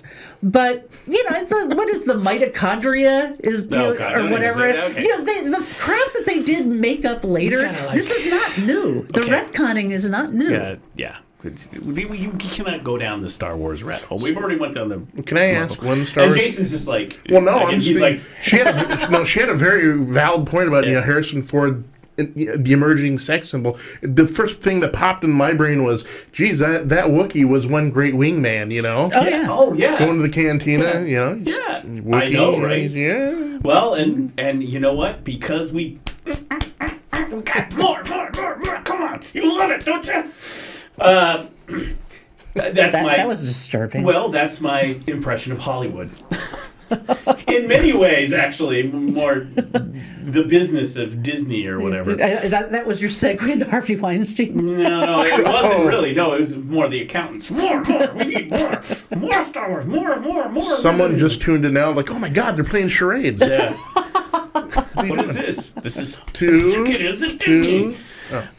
Seriously, though, we're going to get in, 4 months, 5 months, a Chewbacca and a Han Solo and a Ron Howard and a Clint Howard. Because, Clint's going to be there. Because, you can't have a Ron Howard movie without Clint in it. But, Clint has bills to pay. Yeah. He's got a life. So, I mean, again, it's just like, I don't know. And then we have The Shape of Water. Then is this other movie, which is like, I don't know. That one I didn't see. I'll tell you what. I like the Thor better than I like The Shape of Water. Not because it looked better. Shape of Water it looked great. Didn't have like good like filming and stuff. It was like sure it did. But I don't know. I just, and again, maybe it's because I don't like love or something. I mean, how do you feel The Shape of Water, right? No, we agreed walking out, though. Movie. It looked really pretty. It's gorgeous to look at. There are some real problematic problems with the script, but for the most part, the plot is really predictable and really pedestrian. Yes. But it has all of this pretty stuff plastered on top of it, so people are sort of dazzled and impressed by it. Well, I mean, it's like people are just like freaking out. Like, this is the best movie ever. And I'm like, really? Really? I mean, it wasn't. They're all like it's why. If somebody said, "Can I watch that? Is it watchable?" It's like, yes, it's watchable. You could take your 2 hours, get the popcorn, watch it. Okay, done. It's watchable. It's not unwatchable. I mean, I don't know. I just talking about movies. I'm just get so stressed out about this right now because I'm so disgusted about Hollywood and just because I'm glad that I came and I sat into it because now it's like really having to rethink this whole exactly the new project that we were talking about doing, which is about movies. Well, that's your teaser. Teaser. It's about movies. Yeah. It's. I mean, I'm not. I'm like, don't ask me about movies. I'll just be like cranky. But and the thing is you just go back and you get like the curmudgeon way. Yeah. You just go back and get old movies and watch old movies and go, well, this is so much better, and it's in black and white, and there's no CGI. True. Yeah. I mean, I think about the Twin Peaks. Okay. The Twin Peaks rehash, which is, yes, it's another rehash. But there was some pretty interesting stuff that happened in there. Sure, it was like, let's go back, let's do this and this and this. But there was like an episode in there that was just like, David, hi, I'm David Lynch. Did you forget about me? And it was like really like a bit, I mean, people who are the fans, like I'm a fan of David Lynch. A lot of people were like, okay, this is amazing. Some people were like, what the hell was that? But at least it was like something where it's like, I'm going to take something you like, and we're going to try to take it somewhere else. And funny enough, I don't see Lynch as being a guy who likes to redo his stuff. So the fact that they were able to get him back to do a new Twin Peaks. I think he wanted to do something else with Twin Peaks for years because he had said he just loved that world that he'd created. Yeah. So he did want to do something eventually. Yeah. Yeah, and I think particularly since he had set it up to be like 25 years later, it's like why Well, what else are you gonna do? It worked out. Yeah. And he's got a great cast, an amazing cast. But there was just stuff in there that was like that surprised you, that pulled you back. Mm-hmm. That was like, oh wow, the electric brain tree. Yeah. was my favorite thing, I have to say. Well, I just sat there with this huge smile on my face for some reason. That delighted me. That was very Lynch. That was Yes. very Lynch. Which I love the people this Christmas who had the, actually it was the Charlie Brown. Anyway, out of all of it, the one that was like blew you away. And no big spoilers, but the grandson. Remember the grandson? Oh yeah. The hyper violent. Yes. I mean, that was just like you were like, whoa! But and the way that entire storyline played out was really unexpected, amazing. but also really solid. Not freaky weird in a David Lynch way. It was really solid writing. Yes. And that was nice, because it's nice that there's something to kind of ground you in a show like this where so much is weird and cerebral and dreamlike, and you're spending a lot of time going, I don't understand what's happening right now. Right. But then and that one was like you peel the onions and you start doing the peel, and it's like, okay, I see what's going on there, and people are talking about it a little bit. It's like, hey, what's going on there? Oh, actually, what's going on there is this thing there. And, I spent a lot of time after the fact going on the internet and reading other people's things and going, did anyone else understand what I just saw? It was. Well, and then there was the thing. I started it without rewatching some of it, and all my friends had actually gone back and rewatched, and so then it was like about a little before halfway in, I was like, oh, okay, like the first season was like you can blow through that pretty quickly. It's not that many episodes. It's the second season that has a lot more. But also, as problematic as the movie is, I think you don't really understand what happened to Laurel Palmer, and you don't understand the nature of Bob if you don't watch Fire Walk with Me. And that's what they said. Actually, that's what they said. They were like, I remember they were talking about it. They were like, well, if you go back, watch the movie, you'll understand more if you watch the movie. You can go watch the series, but the movie is the one, your 2 hours there or whatever. But, and then there's that whole thing like with violence. Like a lot of, and this is David Lynch, right? He has violence in his films. And I don't like violence. But when I watch a David Lynch film and there's violence in it, I'm okay with it. Why is that? Right? Why does it work there, but it doesn't work? Why is it like, oh, yeah, great. There's a lot of violence. I think for me, violence in a Lynch film works for the same reason that violence works in, and we've talked about this, in certain Tarantino films. Yeah. It's the idea that there are consequences to violence, that there are ugly, ugly consequences. And you see, getting back to watching all the superhero movies, it's all bloodless and clean, and you've got faceless stormtroopers and SWAT guys and what have you getting cut down by Wolverine, and you don't ever see, eviscerated guts and blood spurting and all of that. It's like, it's bloodless and clean, and you go, yay, the heroes are killing tens of thousands of people by smashing into buildings, yay.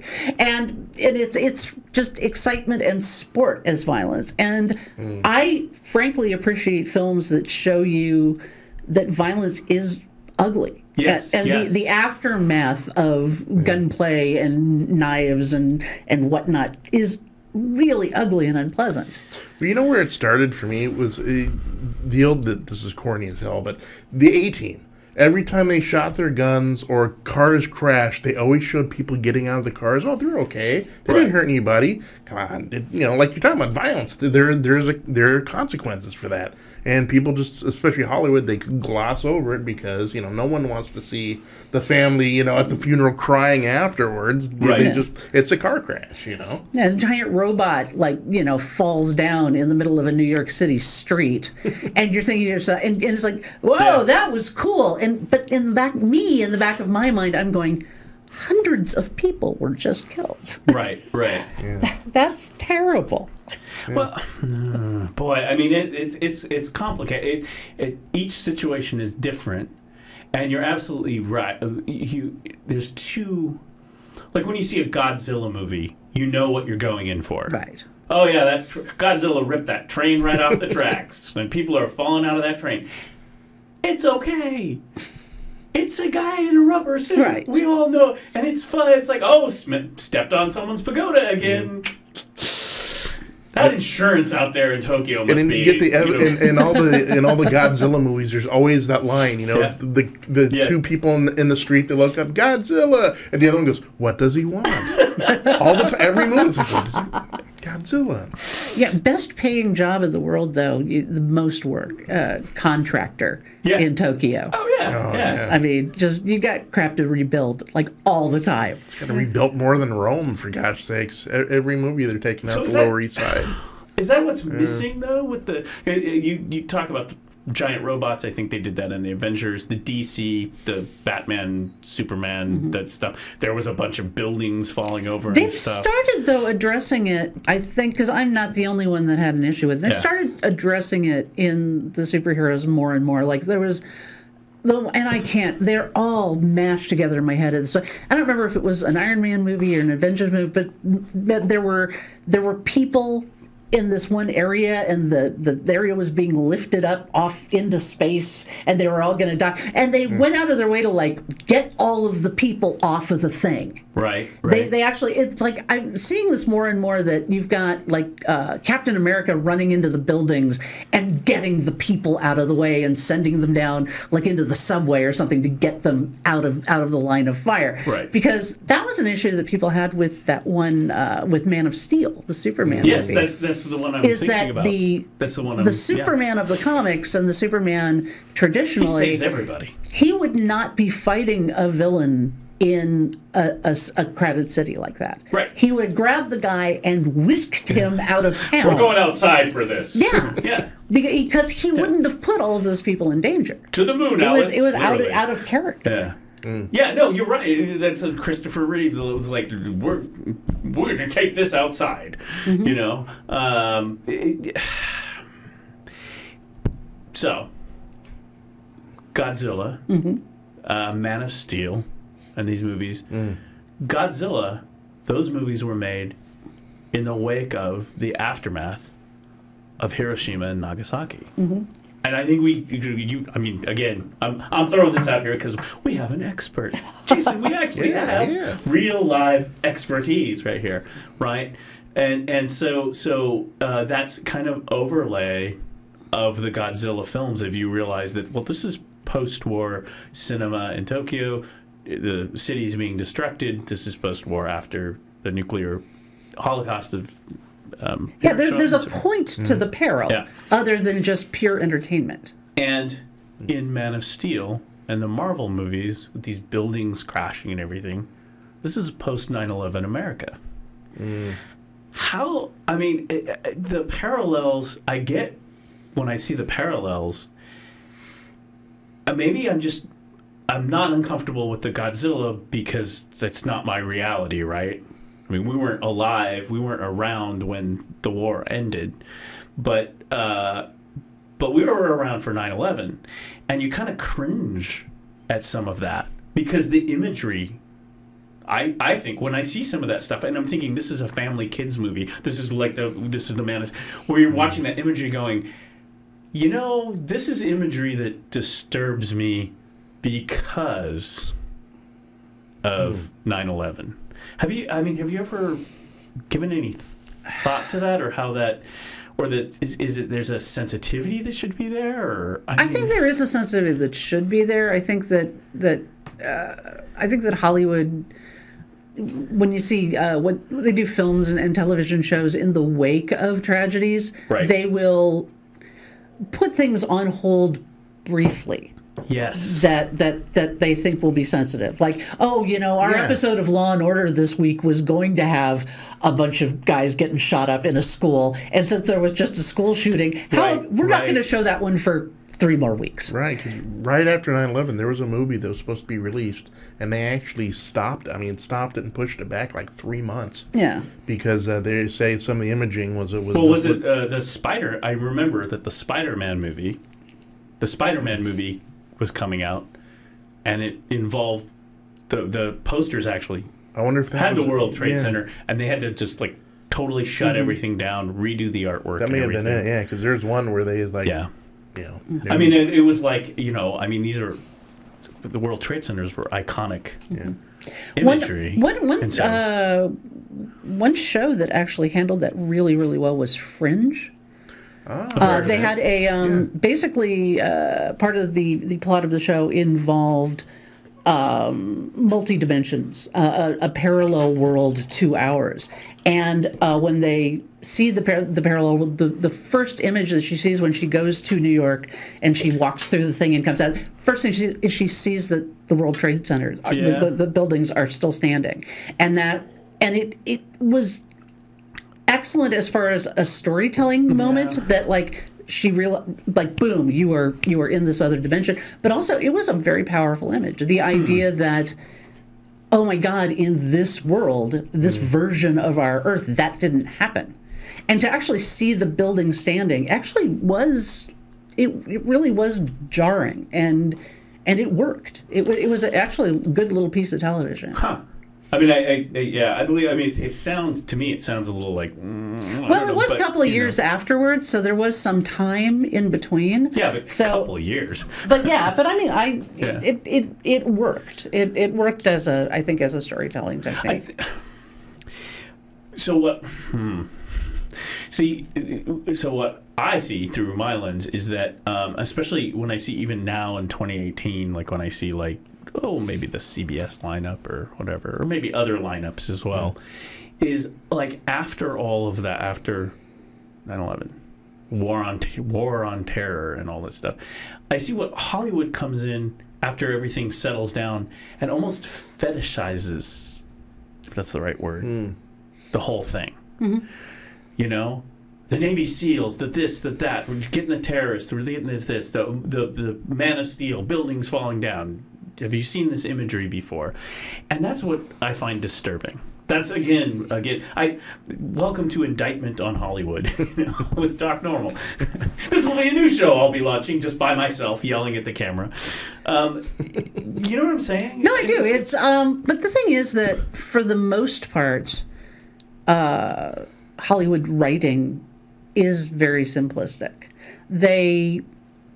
First of all, they want to hammer on tropes that they know work, that they know have sold before. There's a great musical group called Riders in the Sky who do old Western style swing music, and they have this gag that they do all the time where one guy will say something like, we should do an up-tempo yodeling number, and one of the other guys will say, well, has it been done before? Like, yes, then we know it works. Nice, yeah. And that's there's that, and then there's the exploitation of people's fears and of the things that they know people are emotionally sensitive to at any certain period in time. And so post 9/11, we did see, I think, an uptick. We did see an uptick in brown-skinned bad guys, Middle Eastern bad guys, Egyptian kind of looking bad guys in all of your CSI shows and your NCISs and that sort of thing, because on a cultural level, it had been decided that these were our enemies now. These were our bad guys. So, in the 70s, it was black guys. Almost all of your criminals in your 70s and your early 80s shows were black, because culturally there was this, I think the civil rights movement made a lot of white people really, really scared and really, really nervous. So it was an easy shorthand to make them criminals in TV shows. This is where I'm supposed to say it's 2018, Don. We're not... But I have a feeling that I wouldn't be surprised if we start seeing more hysterical women as criminals in Law and Order, SVU, and whatnot. The prediction. Yeah. Wow. Huh. Wow. Okay, that just blew my mind. You're ripped from the headline shows. You're going to show angry women taking their revenge on men. Wow. Yeah. Which this is like we're gonna have a production meeting after this. The three of us, we're writing the script right now. Yeah. We're gonna make some money. That's right. Taking notes. Don. Yeah. Can you slow down a little bit? What else you got? Yeah. Wow. Wow. I didn't even. That didn't even cross my mind, but logically, that argument is like, Jason and I are like, yeah. Well, there's your. That's 2018 right there, yeah. On a CSI, Miami. Yeah, CSI Albuquerque, CSI, whatever city they're doing. CSI, bad dates gone wrong. Oh my gosh. Wow. Yeah. That just pretty much like floored. It's not often I'm just like kind of floored, but you're actually pretty good at that. Yeah, sure. But no, I was like, yeah, I mean. No, I never thought of that like that, and you're right. I mean, I can definitely see. But that's again, that's an indictment. Well, Hollywood, there's a lot more subtlety and a lot more ideas that what about come out. So. Okay, if there's like the angry woman scenario, right? Jeez, no. Are they gonna? Thanks for giving him a bone. Well, no, I just thought next, are you going to see like the white extremist sort of Charlottesville sort of? Well, torch? no. See, that's the thing, and I think that's my take on what Dawn is not. Let me step in and speak for you. Please explain what I meant. No, because that was actually my thinking before you laid out the woman villain thing, was that I was like, as you were thinking about like the terrorist, this is a brown person from a Middle Eastern country, and it's like, but you don't have a white dude walking into a Las Vegas hotel. Gotcha. With an arsenal, because will that with the whole right-wingy thing. Yeah, you don't have a whole bunch of ranchers taking over the little Bundy people towns, or whatever. You don't really. It hasn't been utilized much, and I don't know why that is, other than the fact that I think that there's a fear that Trump's base is actually bigger than it really is, and they think it'll affect ratings if they actually insult white supremacists. I don't know. Really? I mean, wow. I'm not sure. I'm not sure why they don't address it, other than the fact that I think in the writers' room, when you've got predominantly male white writers trying to come up with ideas for bad guys, they think other. Someone other than me. That does bring in that's great context for the word deplorables. I mean, think about it. She can't, the basket of deplorables, and that went over like to the right, that went over like a lead balloon. Yeah. How dare you? Righteous indignation. How dare you? So I can, Well, I'm gonna ponder that for a while. Well, I mean, but we hear of more diversity in the writers' room today in Hollywood. And I think there is some, but also if you have a room, I mean, you think about the dynamic, and this is something that we're having a huge cultural conversation about right now, the dynamic between women in a predominantly male environment. It's right. You've got a writer's room where you have, say, 10 writers. 8 of them are men. The 2 women are going to get shouted down a lot. They're going to get outvoted. They're going to get, And if you work for Harvey Weinstein, oh God, never mind. Sorry. I was a chef for a number of years, and I was the only woman who worked in a kitchen. I've been in those situations where I'm the only woman in a very male environment, and it is a different dynamic. You have to behave differently. You have to talk differently. You have to approach things differently. Men will speak to each other in the most brash and crass ways, but the one woman in the room has to go, excuse me, can I get past you here? Could you hand me that? Thank you so much. Otherwise, you're a shrew and a bitch. Right. And so I don't doubt that. I would imagine that. I know that writers' rooms tend to be very salty, and women do have to hold their own, but I also don't doubt that they get shouted down and outvoted a lot, like a lot.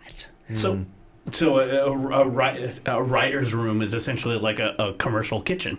In a lot of ways, yeah. Only with laptops. Well, Like a lot of professional environments. Any profession, any environment, any profession that you have predominantly men, and they have been predominantly men traditionally, there is going to be a sense of, in a lot of cases, you're different. You're not like us. Oh, how nice it is that we have a couple of women here for your woman perspective. Wow. Give us your woman perspective here on instead of just I'm also a writer and I am from the same world that you are. Why do you think my brain is different? Well, because that's culturally what we believe. We believe that women and men have different brains, and we have different cultural experiences, but it's not like I'm not capable of writing a bloody death scene just as well as some guy is, right? So well, I think a lot of guys are learning about women's experiences in general.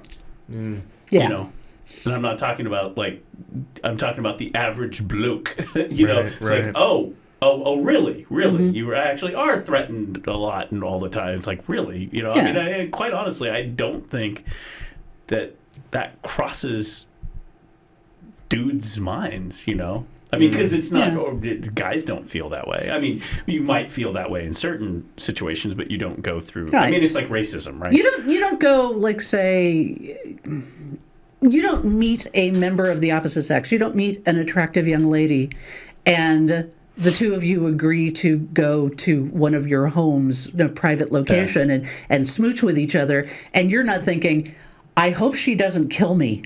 Yeah. Oh, yeah. There's a big difference right there. Right. Well, I was thinking about you don't think, I'm certainly taking a chance here that this guy might turn out to be a murderer. Right. Which is something that, yes, women are aware of. Or, rapist or something. You don't get into an Uber and check the guy out and think, okay, he doesn't look like a threat. Right. Wow. Yeah. Right. Yeah. Well, I mean, that discussion, along with the follow-on of with racism, right? The same thing. It's like it's like you're white, and it's like cops or whatever. Oh, I'm okay. We're good here. It's like, yeah, but you're not. You're white. Right. It's like a different experience. So how? Okay. So now that we've welcome to Meet the Depressed. I love that Meet the Depressed, Jason. You got me going. Like someone, it's like. I can't wait to see the coffee mugs. Oh my gosh! It'll be a you get find a sad font. Yes. Hobo.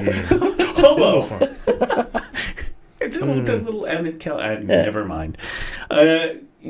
So now that we're thoroughly Meet the Depressed, what do you think the future holds? Yeah. Do you think it's actually going to change? Do you think that there's actually light there in Hollywood, or do you think it's just we're going to kind of bounce along? You mean about the whole in the wake of the B2 movement and all of that sort of thing? I mean, what? We'll just put it all together. I mean, it's. I think there's three. I think there will be racism, a small change, and the whole. I think there will be a very small change, because if you look back, 30 years ago, when we first started talking about date rape, we first started talking about whether or not it's a woman's job to protect herself and how to be safe, and there was a huge conversation about that at the time, when suddenly it was like, what? Date rape is a thing, and suddenly there was a word for it, and everyone talked about it, and then another 15 years goes by, and then suddenly we're still having problems with this on college campuses. So we start this whole thing of no means no, and you have to make sure you get consent. And people, again, men pushing back and going, well, that's going to be unsexy if I have to actually make sure she says yes. And there was a small change, and we had, I think there was a little bit more sensitivity. Now we've got this big thing that is going to be the conversation du jour for another couple of months. Right. And I think there will be a small amount more sensitivity that will come from that. But this is certainly not going to change everything. I mean, when sexual harassment in the workplace became an issue that was discussed, there were huge changes in behavior, overt behavior in the workplace. Right. But did actual sexual harassment stop? No. No, it just shifted. It just became a little bit more subtle, a little bit, less. There wasn't actual ass grabbing anymore. It was more a matter of still just verbal and psychological and within just the professional level of who has the power and who doesn't. As long as men still have a large amount of power over women, and women are still culturally taught to be accommodating, which we are. We are taught to be nice and to be accommodating. There's going to be problems. There are still going to be problems. This isn't going to, we're not just going to suddenly fix it all. So, because we're all talking about it right now. We're going to talk about it for about 3 more months, and then something else will shiny will get our attention. Oh, look, a squirrel. Yeah, and there will be a little bit of improvement. Because that's how humans operate. Huh. In my opinion. No, I mean, I think you're right. Usually it's like, yeah, we'll talk about it, and then something else. I'm just trying to figure out if Hollywood, if this, I mean, it'll work its way in the narrative for sure, as you said. But what's funny to me is that it's hurt, what I find hilarious about Hollywood is that the sensitivity that has become the norm on screen has not been fulfilled behind the scenes at all. Yeah, it's great. It's great as an award show when you get up there and give a moving speech, but the day-to-day grind of Hollywood, absolutely right. You do these movies that are all trans-positive and pro-woman, and we're not gonna have a guy going, "Hey, little lady, go get me a cup of coffee" anymore, because that's not sensitive. But we're still going to behave exactly like that. Meanwhile, the casting couch in the offices, and the casting offices and in the executive suites.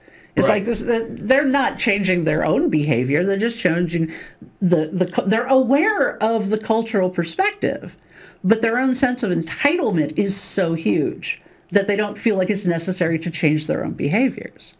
And that's where the problems are.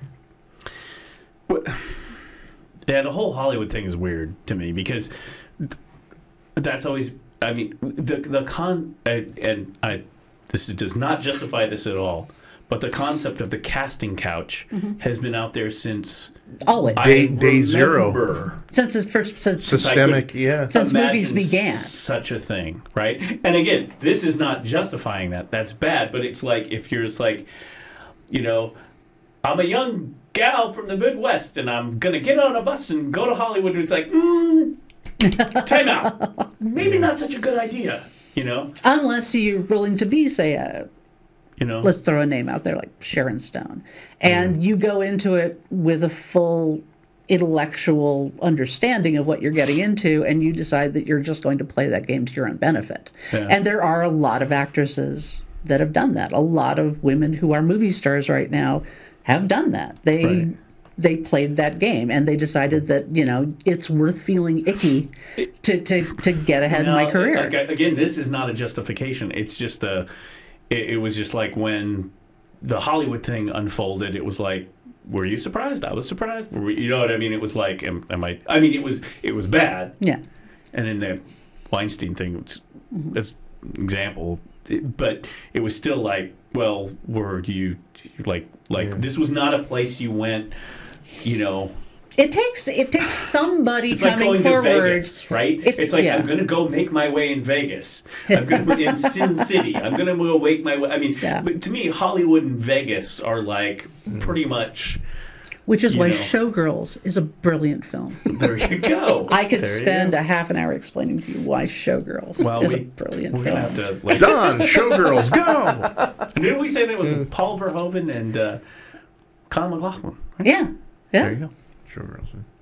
I have to watch it. I think I saw it once, like a long time ago, so I don't remember it. Was that the one with young lady from Saved by the Bell? Yes, it was indeed. Gotcha. Okay. Gotcha. And Gina Gershon. Gina Gershon. Hey. The Gershon. always delightful Gina Gershon. Yeah. You know what? Always delightful. Yeah. Always. I heart Gina. I loved her back in the day. Emoji time. And I love her even more now. And that's the other thing too. I like, it's like I Curb Your Enthusiasm, Gina Gershon. Oh, you can go up to YouTube and just watch all the scenes with her and Larry David. Thank you. Brain's not working today, but oh gosh, she's funny. She's very funny. Anyway, yeah. So you're telling me it's not really gonna get. It's not really. I think some things are going to get better. I think that in certain cases, at least for a while, I think men are going to be nervous and aware of their own behaviors.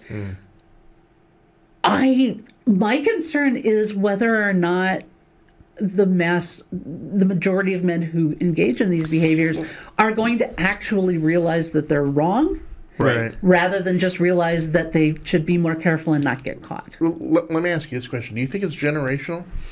That things will get better 30 years down the line I think because the partially, younger yeah. millennials have been taught that this is unacceptable? I do believe that. I think that, and I think that young women, are learning to have more agency over their bodies and their sexuality, and they're learning that it is up to them. If they engage in something, that they're not going to be as easily coerced and easily swayed, and they will get pissed off when men attempt that.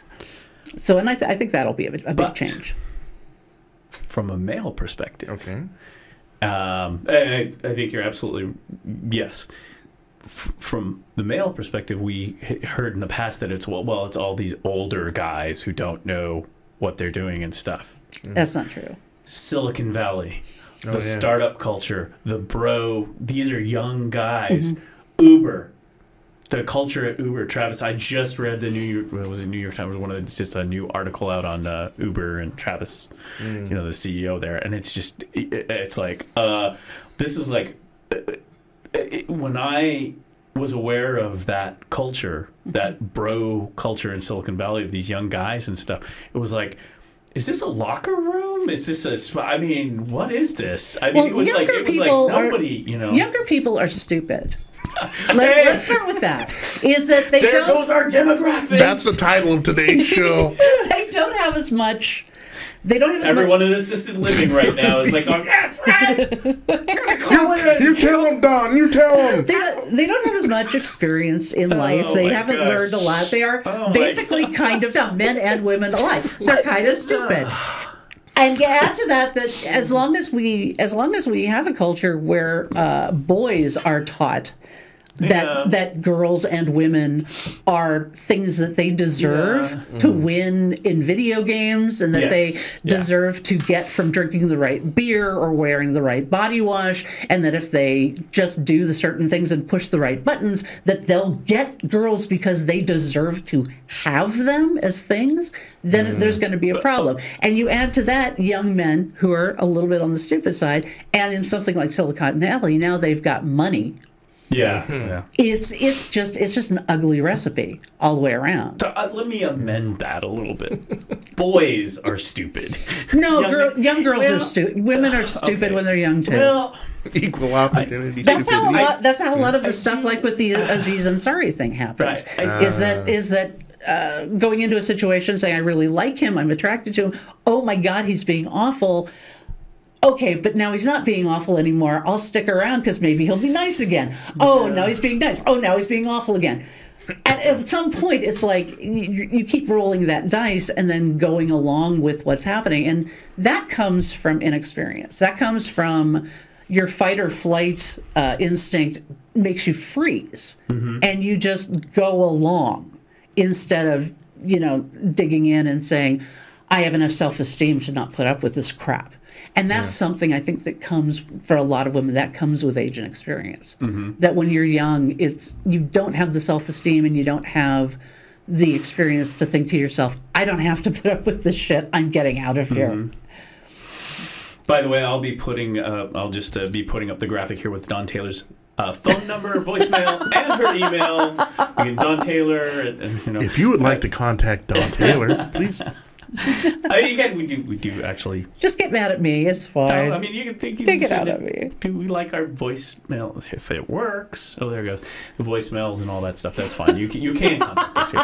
But I do have to say, I know some young people, maybe high school age, not boys necessarily, young women, who are actually very thoughtful. I think they are getting much more culturally aware. They're a lot of this. Like, could step in and go, well, here. I mean, and you're right. There's lack of experience, and that you can't. There's nothing you can do for lack of experience other than experience. Honest to God, I think that the young people who are coming in as teenagers now are already showing much more awareness of this than people, say, in their 20s and their 30s. Here's a great example, and I'm, speaking of offspring, Logan Paul. Logan Paul. Yeah. Here's a great example, right? This is the YouTuber, and this made the headlines, right? He's huge. He's gigantic on YouTube. No one our age or anything knows who the heck this guy is, right? But YouTube is like where you watch stuff. I like YouTube. I would watch YouTube. But anyway, he's huge. He's got the kids. He's got a big audience with kids and all that. And he's the guy who was in the news a couple weeks ago. He went to Japan. Like, the kids follow him, and it's young kids too. And he goes out in the forest where there's this place in Japan, the suicide forest, and they come upon a guy suicide, and it becomes this YouTube thing. And then he gets shut down, and there's this huge reaction. And I brought this up with the kid because and I think what experience-wise, what we're talking about here, Don, is that these, like you said, this current teenagers and stuff, they're all the ones who grew up with the internet from day one. YouTube was their day one, right? This is, to us, it's like, yeah, I remember a time when, we can just ignore this because this is part of their lives, and they have to navigate through YouTube. And I brought it up, and it was like, yeah, the Logan Paul thing. And she was like, well, he's an awful guy. And I'm like, yeah, I kind of get that, not just but this incident, but I kind of get the whole thing. And it's like, oh yeah, he's done this and this and this. And then it's like, and his followers, his audience is like little grade school kids. I went up online just actually last day or so and saw a thing. He faked, he did a thing on YouTube in front of a bunch of little kids. We're talking grade school age kids that follow this guy, right? And he goes out in the window and is yelling at him, and a guy with a paintball gun shoots him with a paintball, and he fakes a guy shooting his brains out to these little kids. This literally happened. You can go see this on YouTube. And then, of course, he finally gets up and goes, it's all fake. That was fun, wasn't it? And there's all these little, these kids are not high school age. Right. And I'm like, what the? I mean, as a parent, like back in the old day, we'd be like, no, this is not funny. And again, this is not funny in the wake of mass shootings. Yeah. And things like that. And then this guy, he's just like banking. He's just like, I don't care. I'm doing outrageous things. And right now, the news loves bad internet stories because, people want, CBS wants you to buy more Geritol and watch their crappy old people shows like 60 Minutes. So they want to tell you all about the bad internet. But there's like this supposedly this challenge where you eat the stuff in the, I don't know, the laundry detergent or whatever. And I know most kids that would be like, no, that's crazy. But we had this whole thing, and I had this discussion about the cult of personality and that. And I'm like, this is really just all the cult of personality. This guy's, he's like a Kardashian. He's a useless, there's no, when you follow a band or a musician there's a skill, you have to have a skill. There's got to be somebody that you follow that it's like, wow, that guy's a great guitar player. And so I like the music. There's a reason to follow. They may be a crappy human being, but they're doing something, right, that you admire. And maybe I want to play the guitar too, something like that. Yeah. I mean, that was the whole thing.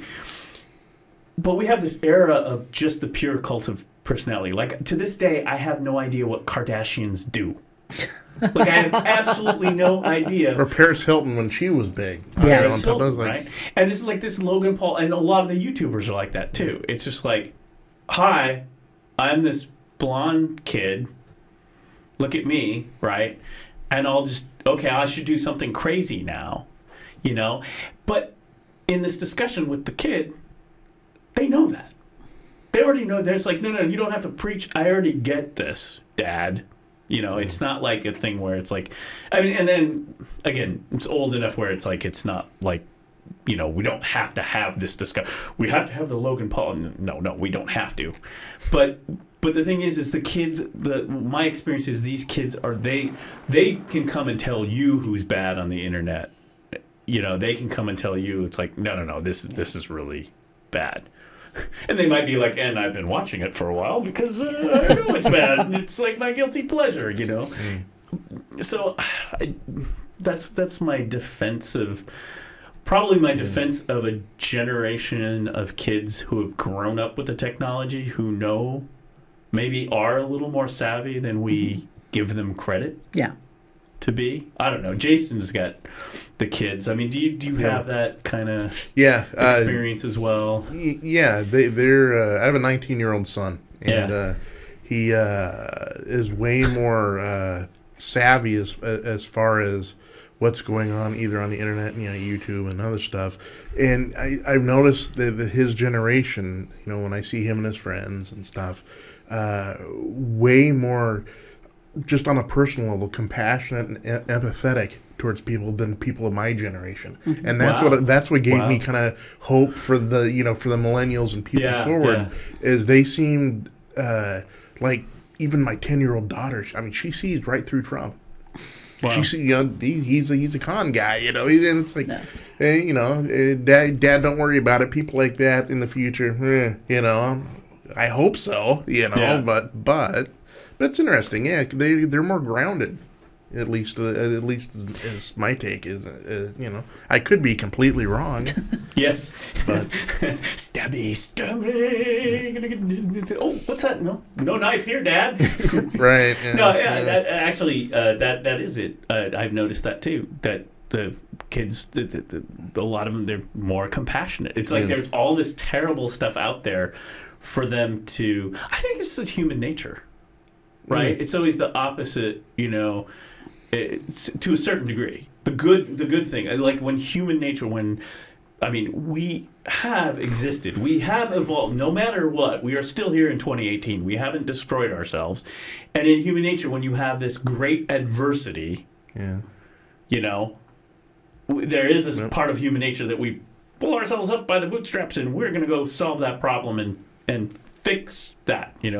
Germany's gone awry. There's this dictator, and he's taking over all of Europe. What are we going to do? We're going to go in and solve 40s that problem. 40s bred the 50s, 50s bred the 60s, 60s civil rights and that sort of, But then I'm looking down the line now, and when the pendulum swings the other way, oh, God, her kids are going to be fascists, Well, because, I think, actually... Well, don't you think it might also be that parenting has become much more compassionate, and that generations, you taught your kids to be more compassionate and more socially aware than you were taught by your parents? Because God knows, I wasn't taught any of that crap by my parents.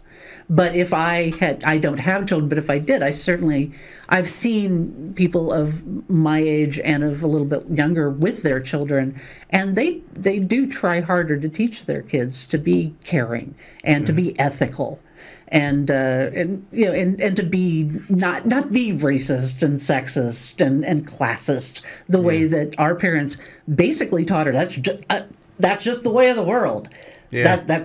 You just gotta be that. Pull yourself up by your bootstraps and suck it up and every man for himself and and I don't think that I don't think it's necessarily the pendulum swinging back at all. I think it's a matter of people becoming much more aware of what they tell their children, and the behavior they model to their children is going to be reflected in the kind of people that they are. Yeah, I agree. No, yeah, I get it. Yeah, yeah. I mean, it's maybe I don't know. I think sometimes was that just too positive for you? This is coffee with curmudgeons. Yeah, maybe. Well, I mean, get off my lawn, kid. Yeah, as parents, if they're honest with themselves, it's like we don't have a lot of influence on that. It's like roll the dice. I hope you turn out okay.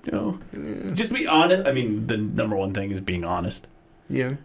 With a kid is just being flat out honest, not lying to kids. I mean, that's usually like when kids are lied to. I mean, maybe that's it. I mean, the one thing that even growing up, when you remember, when you're being lied to, and your BS detector goes up, and that's the one thing that nobody wants. Right. It's like don't do that to me. And that starts with there, but I don't know. Yeah. Wow, that was quite a whirlwind. Yeah. I was actually trying to check the headlines here and see if anything has blown up. So Don, you took us to a deeper level. If she wouldn't be here, literally in a parallel universe, I'm sitting there like on here, and that's about it. Yeah, I mean it's no, yeah, it's just a good. Are you having fun? I am having fun. Good. I have to pee really bad. Well, this show's been really long, and I had coffee. I mentioned 2 hours. Really I mentioned long. I know. Yeah. So, and actually, the show's over. Yeah. So, so lucky you. But yeah, that's a great segue. Like, so the good conversation. I gotta pee. Let's go. Yeah. Well, that's usually how it ends. Right. Gotta pee. See you Monday. Usually it's like, I'm out of here. We're done. Bye. And I got stuff to do. So, but I don't know. Everything. There's all sorts of weird stuff going on. But I don't know. Nothing is. Your ringer hasn't gone off. No.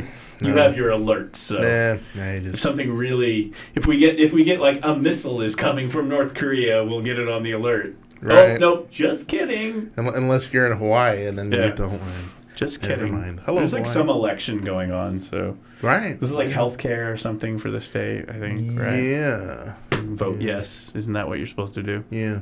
I think so. Yeah. I don't know. It's probably going to be before turning left next week, so. Oh, yeah. Maybe I'll we're here on Monday. Yeah. Maybe we can talk about it. Sure. So, it's January 23rd. Is that a Tuesday? Usually a Tuesday. I believe right? so, yeah. Yeah, all right. Well, that was an interesting discussion. Great conversation, yeah. Yeah. So I got to rant for about a half an hour or more, which is what I do. It's what I do. It's just deal with it.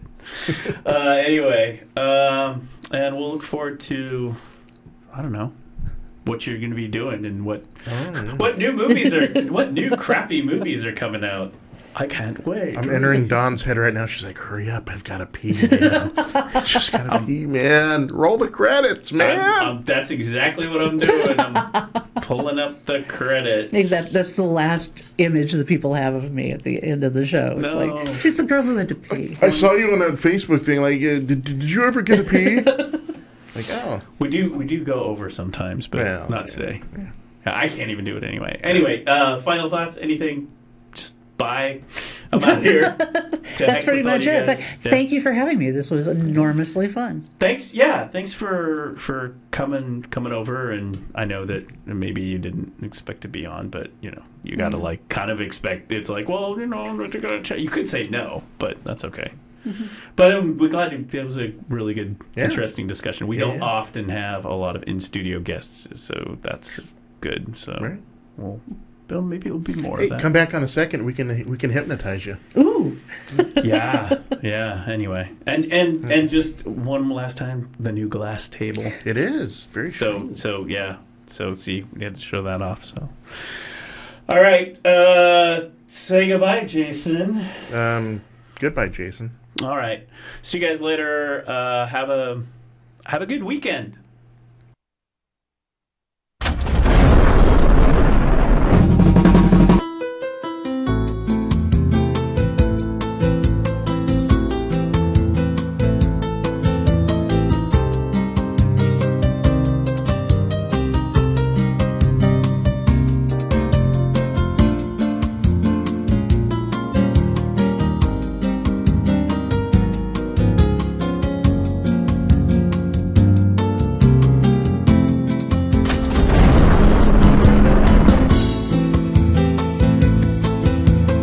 Live outside the box, but confess inside the box.